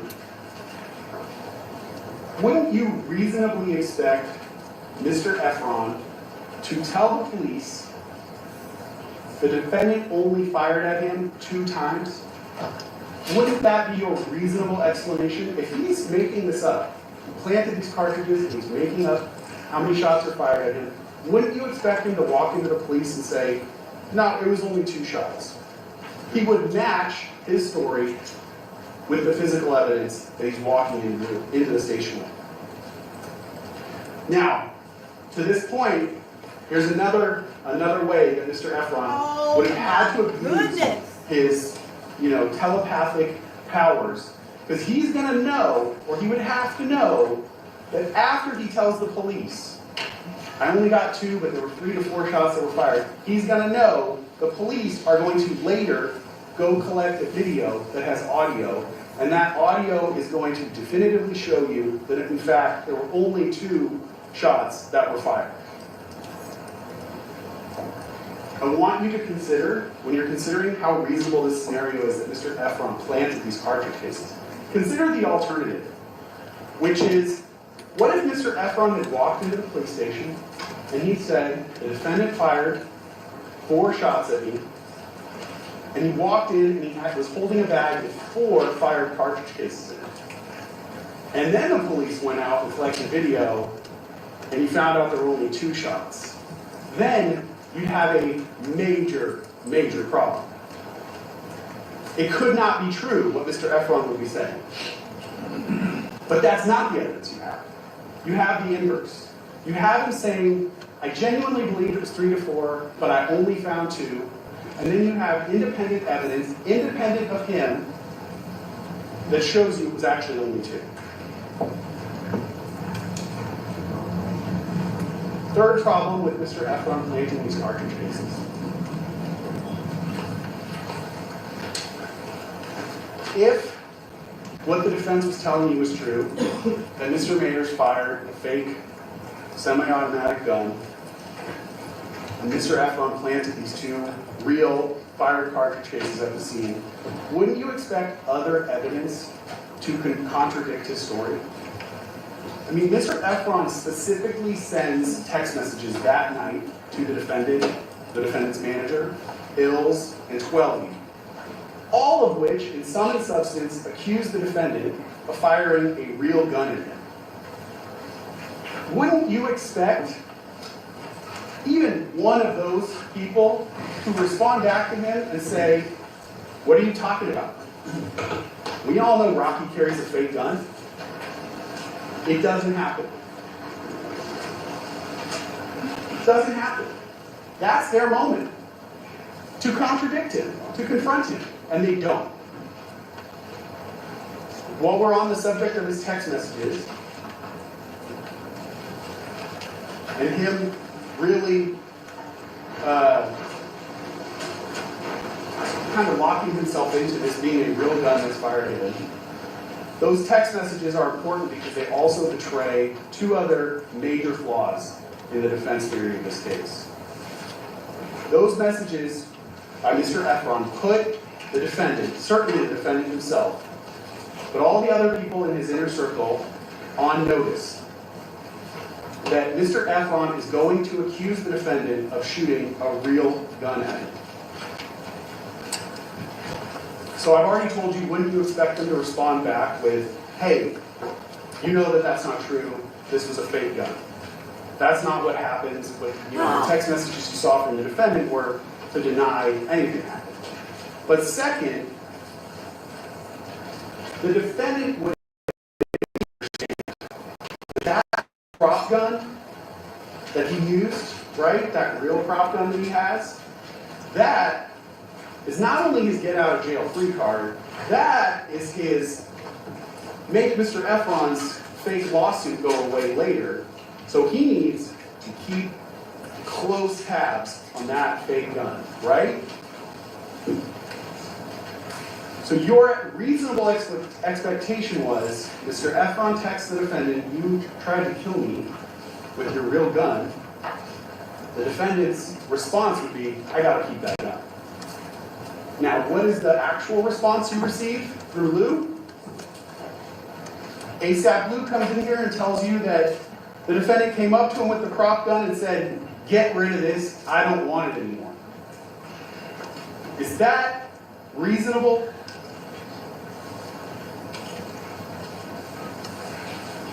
This is kind of where my job gets hard, because I have to explain to you how their version of how this prop gun disappeared doesn't make sense.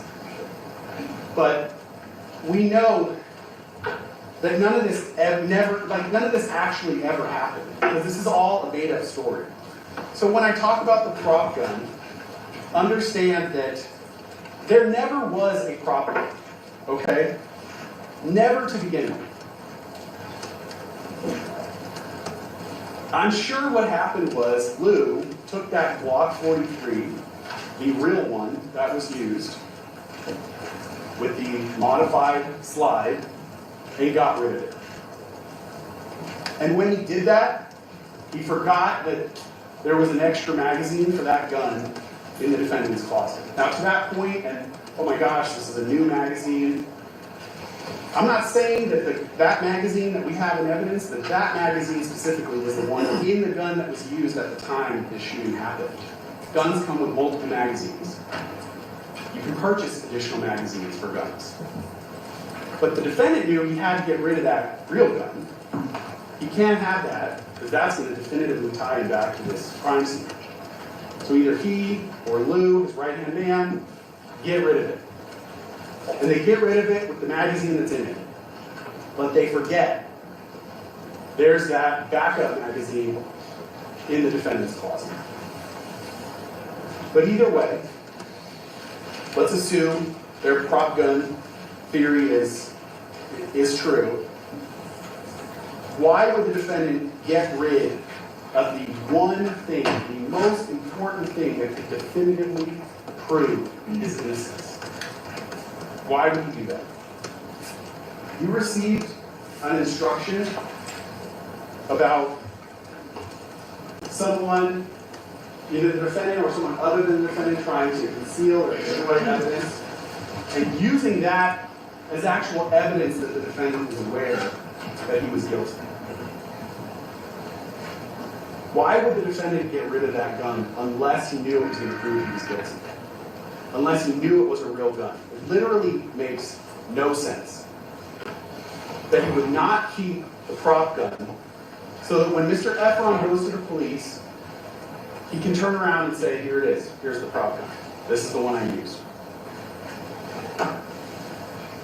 Anyway, if you're inclined to accept Lou's story that he flew across the country on a private jet and he gave the prop gun back to the co-director of the DMV music video shoot, there's still yet another problem with Lou's story.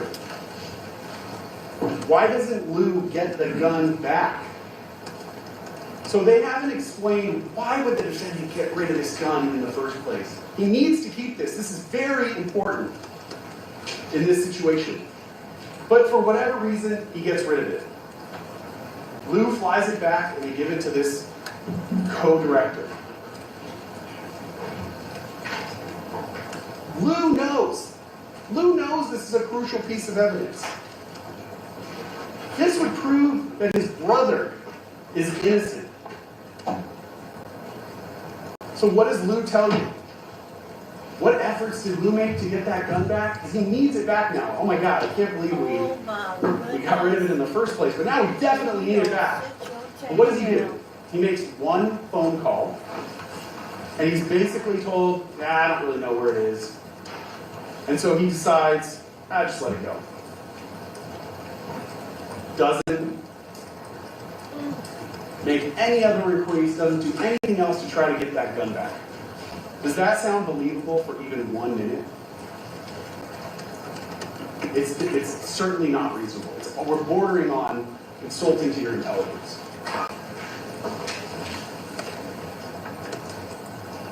Also consider the timing of when Lou comes up with this idea that he gave the prop gun back to the co-director of the music video. That was literally something he came up with the day that he testified. Why does that matter? Well, we don't have an opportunity to go find this co-director, bring that person into court, call them as a witness. But Lou's known about him for years. They could have called him. They could have had him come in, testify, and tell you all about it. Certainly, they would have known about it when Lou tells his story in August of 2024. So where is he? Where is this co-director? Where is his testimony? You didn't hear from him because his whole story is made up. On top of that, has the defense proved to you that this prop gun ever existed? Ever existed? I mean, you would want to hear from the co-director that has it now, right? But wouldn't you also want even a single piece of paper that proves to you that that gun ever existed? A receipt for it? This was on a music video. Where are the call sheets about it? Is there a safety coordinator that can say, yeah, I was there, we had prop guns, and I had to warn people about them? Was there a video of the gun, even at the music video shoot? Is there literally a picture or anything? We found a picture of Ilse's face from the day after this incident. This they're saying is a prop gun that not only was it in the music video, but it was so widely known that the defendant carried it. Where are pictures of him with it other times? There's literally been no documentation provided to you that that gun ever exists. No purchases, no receipts, no paperwork anywhere. Lou says he took that prop gun, right? And what did he do? He modified it. He put a belt clip on it. He modified the magazine. Did he bring in any proof of that? Receipt for a belt clip? Receipt for a magazine extender? Nothing. On top of that, this is an item that the defendant carried around all the time, right? He had to. This was his security. When the police search his house, do they find literally anything that supports the idea that a prop gun was there? Do they find any other prop guns? No No. more. Do they No find more. prop ammunition? No. Nothing. Literally nothing. You literally have zero proof except for the testimony of Lou and the testimony of 12E. And I've talked to you about why you should view their testimony with a healthy dose of skepticism. That's literally the only thing. There's no independent proof that that prop gun has ever existed. And equally insulting is this idea that there is like a cone of silence within the ASAP collective relating to members who knew that the defendant always carried this prop gun, which they only speak about, only ASAP 12 and only ASAP Lou, they only speak about this on the eve of trial. And that they're going to hold this information inside them, knowing that the defendant, their brother, is facing criminal charges. They're going to hold this inside, and they're only going to really present it to the 12 jurors. Does that make any sense to you? You ain't making no sense. As soon as the defendant's arrested, what would you expect them to do? You'd expect them to be beating down the doors of the police station to tell the police officers and detectives, you guys got it all wrong. This is a fake gun. They don't like the That's not what police. they do though. They hold it inside.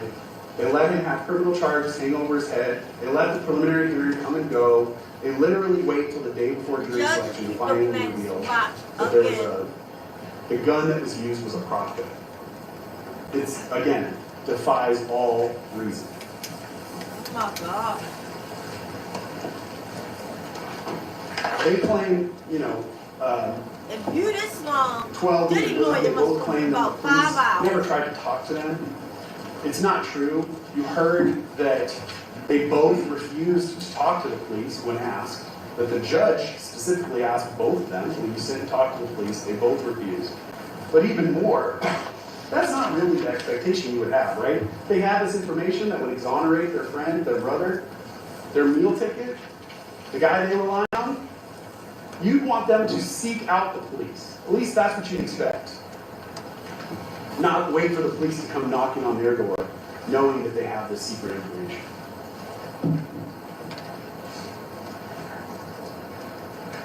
Ladies and gentlemen, when you decide that the gun in this case was a real gun, for any one of the many reasons that I've given you, this case is over. Let me address really quickly, though, the Oh new my defense. God. It goes something like this. If Oh you my don't God. believe this was a prop gun, try to believe that when the defendant fired his real gun, he was only doing it either in defense of ills or in defense of 12. Now, right off the bat, you have to acknowledge that that defense is completely contradictory, completely incompatible with the other defense, which is, no, actually, this was a prop gun.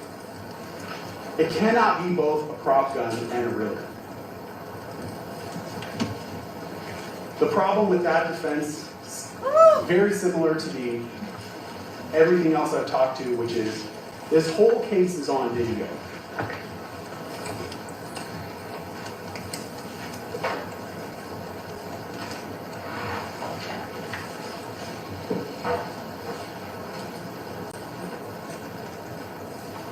You done?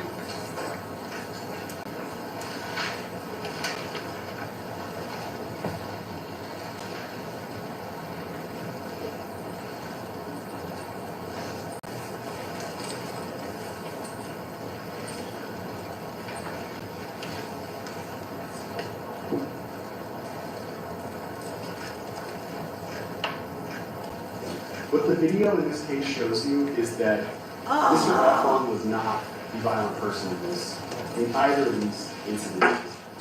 And especially at the corner of Vista Del Mar and Selma, when you can see that initial interaction, you can see that he's feet away from Hills as the defendant charges towards him with a gun. The defendant was not protecting anyone. He was not doing anything but initiating an attack, which he legally cannot do and then claim self-defense.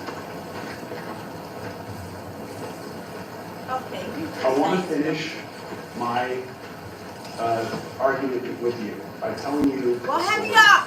the story I'm going to tell you is the story of the defense in this case. What the? If what they're telling you or want you to believe is true, this is essentially what would have to happen. Now, Rocky, he's a famous rapper. He's in his house and he's just hanging out with his good friend Lou. Lou would do anything for him. They meet in a crowd. Lou becomes his personal assistant, his tour manager. He's a DJ. He has his own clothing brand. He's a security consultant. Lou does it all. You need to know that even if you need someone to be at your house while the police are searching it, Lou's got your back. You need someone to come to court, lie on your behalf, provide a false alibi, Lou will do that for you too. Lou is Rocky's right-hand man. Now Rocky's having security problems. He's constantly being victimized by scary people.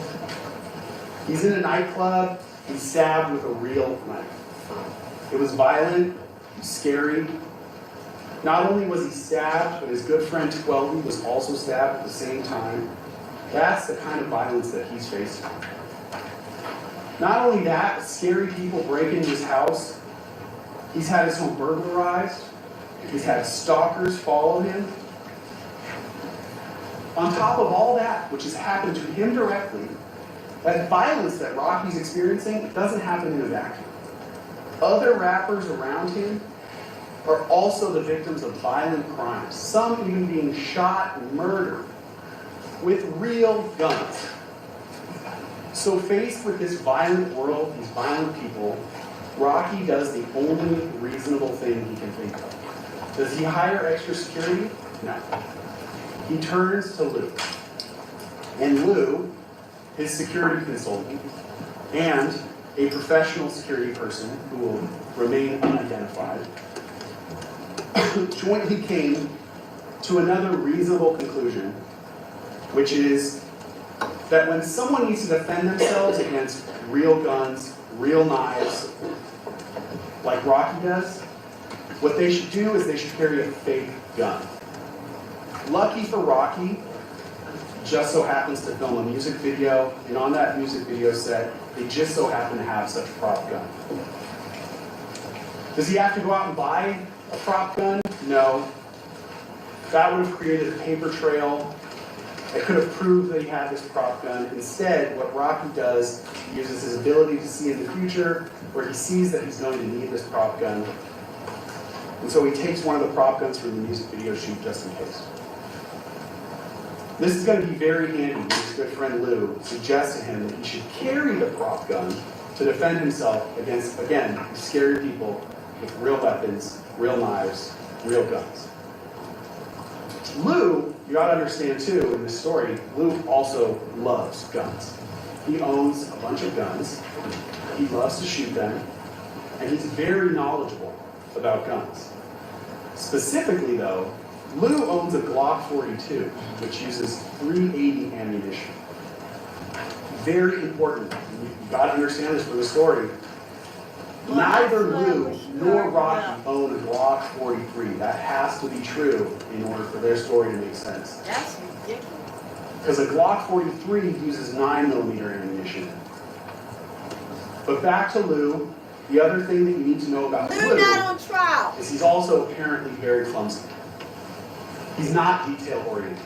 And when Lou goes to the gun store one day, he just so happens to purchase an extra magazine, and wouldn't you know it, golly. Even though he owns the Glock 42, he just so happens to grab the wrong magazine.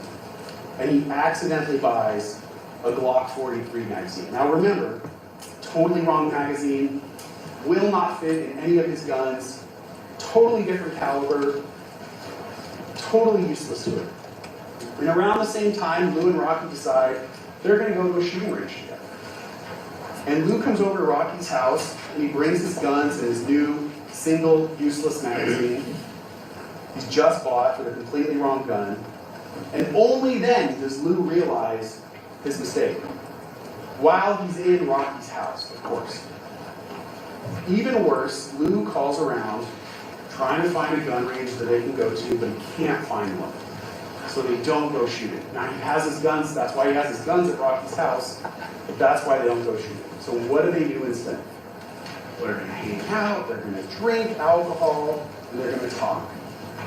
Lou's not only clumsy though, Lou is also fidgety. That's his word, fidgety. And instead of fidgeting with literally anything else in the house, maybe the label on beer, literally anything else, what Lou's gonna fidget with is that magazine that he bought for the wrong gun. And Lou's fidgeting is basically going to consist of him loading that magazine, that completely useless magazine, with his real ammunition. The ammunition, by the way, is difficult to purchase, regulated, but Lou doesn't care.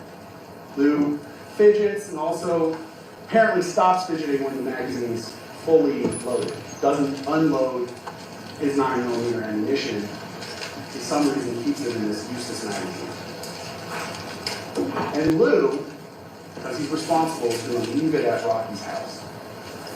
By the way, the first time Lou's going to mention that he's fidgeting and he has to do that is when he's on cross-examination at trial, and the fact that his useless magazine was fully loaded is pointed out to him. Convenient detail.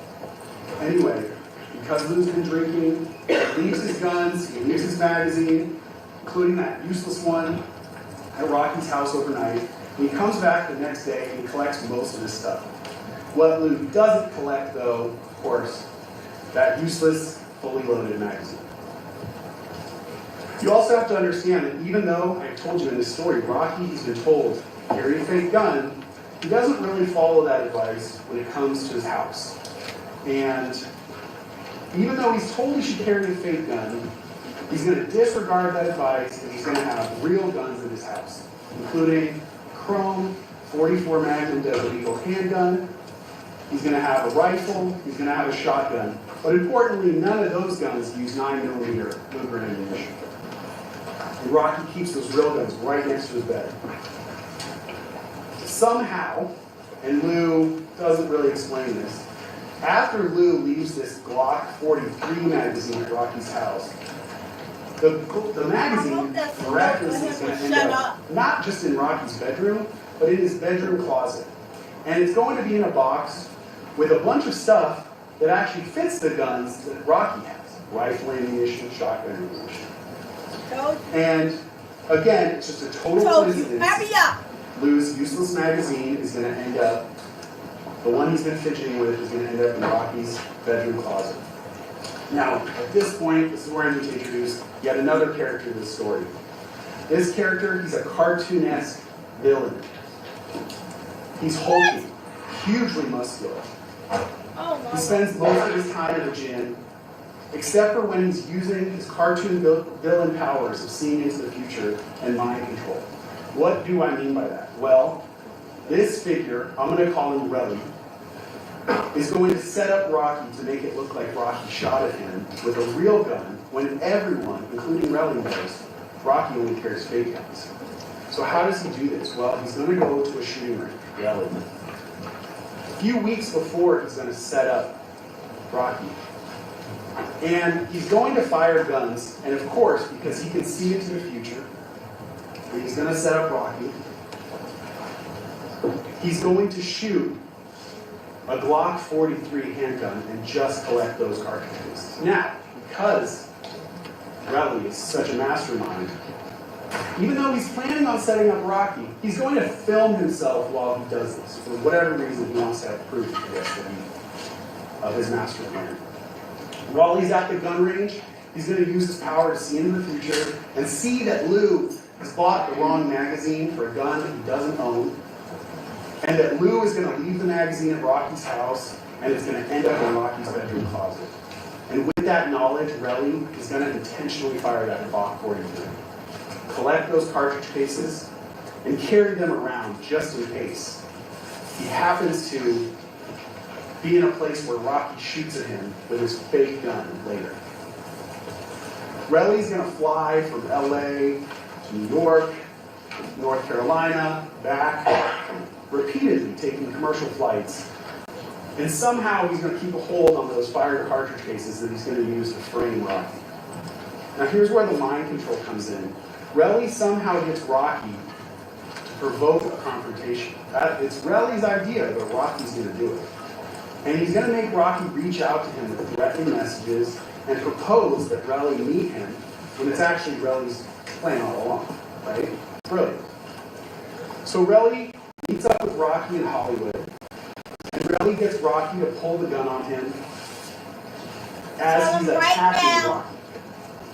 Now I say attacking Rocky, but what I really mean is that Relly's using his non-dominant left hand and casually reaching out towards Rocky. Rocky respond. Well, what does Rocky do? Well, nothing, actually. This is where I have to introduce our next character, 12y, to the story. And 12y's going to have a good fortune to be able to see and explain that Rocky did. What happened was the fake gun just so happened to fall out of Rocky's hand.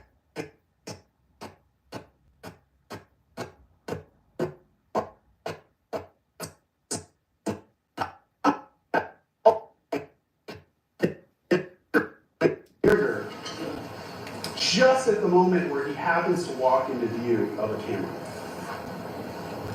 Even more unfortunate, in this story, Rocky isn't mad. He's not upset with Relly.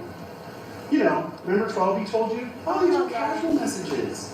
Why are you ducking my calls? Let's get to it, you know? Very friendly. Rocky's not. I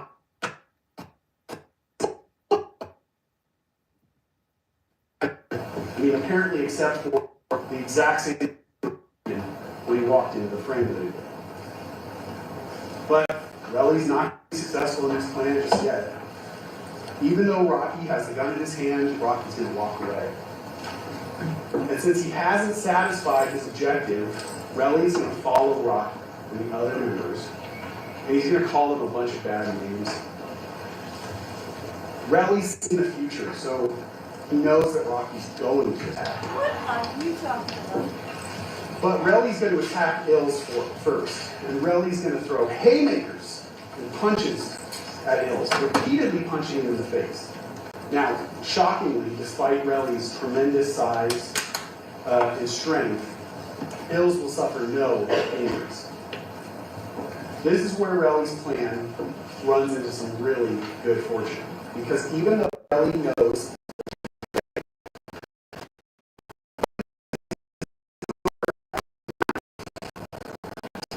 as is Relly's just fantastic fortune, Rocky and 12y are, also for unknown reasons, also going to act like Rocky is firing a real gun. This man crazy. Rocky's going to chase Relly, I'll which cuss you out in 2 minutes. which he doesn't have to do because the gun that he's using is fake and doesn't fire anything. 12y too, he knows it's fake, but 12y's also going to run away across the street and hide behind a wall. Don't nobody got to be walking that long. Really though, On he's this just case. coming along because he Don't knows. nobody got to be He actually knows the gun's fake. Relly's fortunes get even better because there will just so happen to be a camera that captures all of this brilliant acting by Relly, Rocky, and 12y. Okay? As is Relly's plan. Now, he's been successful. Rocky's fired that gun at him twice. He knows he's got those cartridge cases to plant to frame him. So after everyone leaves, what does Relly do? That's not my camera. Does he plant That's the those fake TV. cartridge cases That is not my that he's camera. carrying around to frame Rocky? That's the TV. And then stay there, point them out to the police. Hey, look, you guys find these. No. He's just going to leave. And he's going to wait for the police to search, not find anything, and then he's going to come back. And he's going to plant them for reasons that are unexplained, because he's then also going to pick them up again, and he's going to walk them into the police station himself. And then when he reports this to the This police, man he's gonna has tell been the police talking that for Rocky fired an hour, 2 gunshots for at over him, an hour. so that his story matches the evidence found, right? That's what he's going to do. I really No, want him to actually, say, what he's would gonna you do is please brilliant. shut He's going up? to tell the police that it was 3 or 4 gunshots. He looked at his watch again. And in fact, He he's looked going at to his repeat watch that again. over and over and over and and over again. You keep Why? saying the same thing. Again, Relly's got that Over power. and over and He over and knows. over and over He can see again. into the future. He knows that there's going to be video that captures the sound Oh my of two goodness. gunshots. And Relly also knows that when the police search Rocky's house, they're going to find Lou's magazine for that Glock 43, which will miraculously be consistent with the fired cartridge cases that Relly planted, but which it's all miraculous because Relly was, using his future seeing His powers. future powers. Yes, okay. You done made this into a whole Now, Marvel Relly's comic gonna make a story. mistake. That night, he's going to accuse Rocky of firing a real gun at him. Specifically, he's going to accuse Rocky directly, and he's going to tell Rocky's manager, and he's going to tell other people that were with Rocky, who all know that the gun is fake, via text message that Rocky actually fired a real gun. Now, even though Rocky knows that Relly is going to say that he used a real gun, even though he knows he actually fired a fake gun for some unknown, still unexplained reason, Rocky is going to tell his good friend Lou that he needs to get rid of the fake gun. That fake gun is Rocky's best proof that he didn't shoot at Relly with a real gun. But for some reason, Rocky tells Lou to get rid of it. And Lou does. How does Lou do that? He flies back to New York on a private jet, and he just gives it back to the co-director of the music video where Rocky got it after the shooting. Now the police are going to get involved, and the police are going to arrest Rocky for shooting a real gun at that mind-controlling, super muscular Relly. And all that Lou has to do is go back to the co-director of the music video and ask him This for the man gun back. done wrote But unfortunately for a Rocky, Marvel comic that gun's been misplaced. series. And Lou isn't going to follow up at all. He's to decide one call's enough. What That's it. the world? Even though Lou and 12D love Rocky like they're brothers, What the world? for some reason, they're going to decide not to tell the police that Rocky's innocent. They're going to wait until Rocky goes to trial, and at the very last Go minute, punch him in the face. they're going to Go. tell the It's jurors gonna be that all it's a right. fake gun. Because It's gonna be all obviously that's the rational thing to do. Wait for your brother to have charges hanging over his head. Wait for your brother to go to trial and then spring it on the last minute. Ladies and gentlemen, if that story sounded like it was not just unreasonable, but literally impossible, that is the defense story in this case. When I He's started, like, I told what you the that world? there's one key issue you need to decide. Was it a prop gun or a real gun? And then you back to the overwhelming beginning. evidence in this case was that it was a real gun. Here's why. Oh The my defendant gosh. wrote that conversation with Mr. Efron via text message and phone calls, and was clearly upset with Mr. Efron prior to that meeting. Look, your partner When even they kind met, of turn around and look at you. Like, The what are you defendant talking? was clearly Hurry up. angry. He pulls a gun, which Mr. Efron and Ills immediately respond to by backing away. That's consistent with a real gun, inconsistent with everyone believing this is a fake gun. When they reach the corner of Vista Del Mar and Selma, the defendant pulls that gun for a second time. Immediately, he's making aggressive moves with the gun. He's taking actions towards Mr. Efron. Oh my gosh.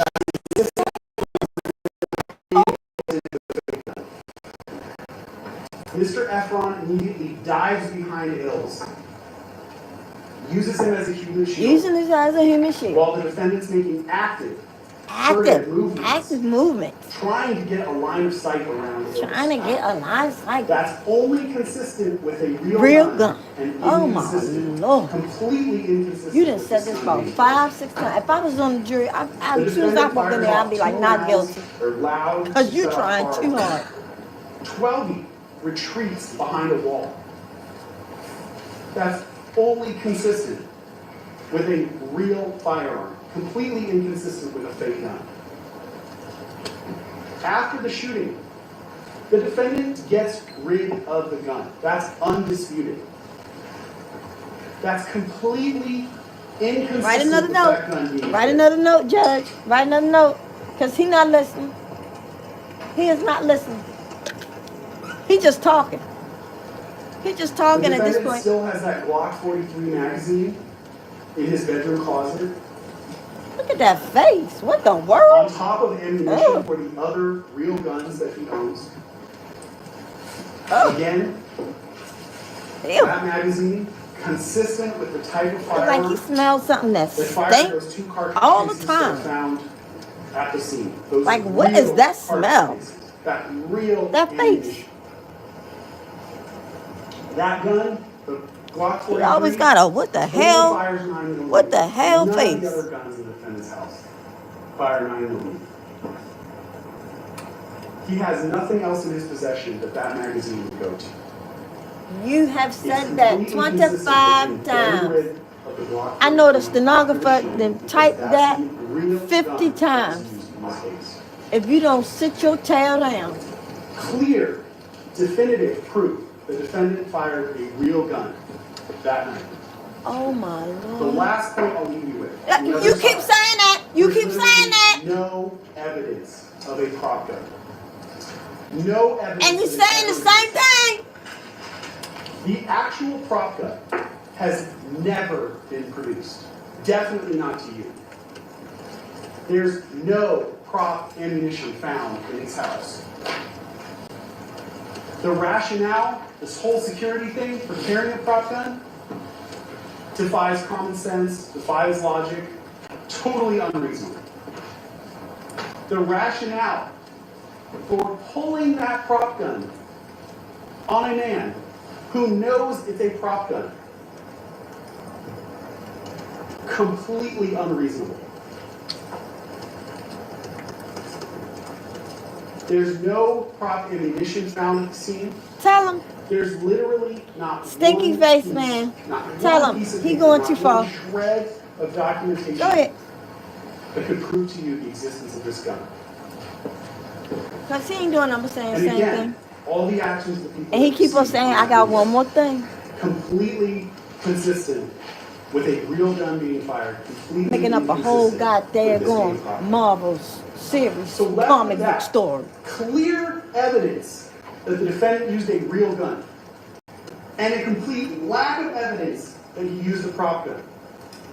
Your job, as I started in my opening statement, as I started here, is You simple. said that was your last point, and you The still evidence compels you to talking. your decision, and it compels you to find him guilty. Oh, I want to That fight is him. the only I'm gonna just fight. verdict in this case. Thank you. What the world? You mean to tell me I watched this whole live and I ain't get to hear Rockies? What the world? What the world? You have experience and knowledge. I didn't watch that whole live waiting for Rocky's lawyer to come up there. I handle the prop gun. I know how it works. I've never fired a prop gun, but I'm so sorry, y'all. I'm so sorry. But I really thank y'all for have I seen one fire in person? No. You've seen a prop Coming gun in here. fire in person, in a video. Oh, in a video or a movie? Yeah, of course, yeah. And you would agree that a prop gun coming on up in here, sitting with me, waiting for Tacopino, is that his name? Tacopino to come on in. And the whole time, an hour and 20 minutes, he said the same thing over and over and over again, that the GUN is not fake. Then he made up a whole Marvel comic series story about somebody seeing into the daggone future. And Rocky got some futuristic eyes, and the line boy Efron is some human nature force with big. Oh my gosh. Oh my gosh. I'm so mad. I'm so mad because I wanted to hear Rocky's lawyer. Anyway, guys, if I find it, I'm going to go live for that. If I don't, I thank y'all for hanging on in here with me. Don't forget to like, share, and subscribe. Like. Subscribe. Thank y'all. Thank you. Y'all some cool people.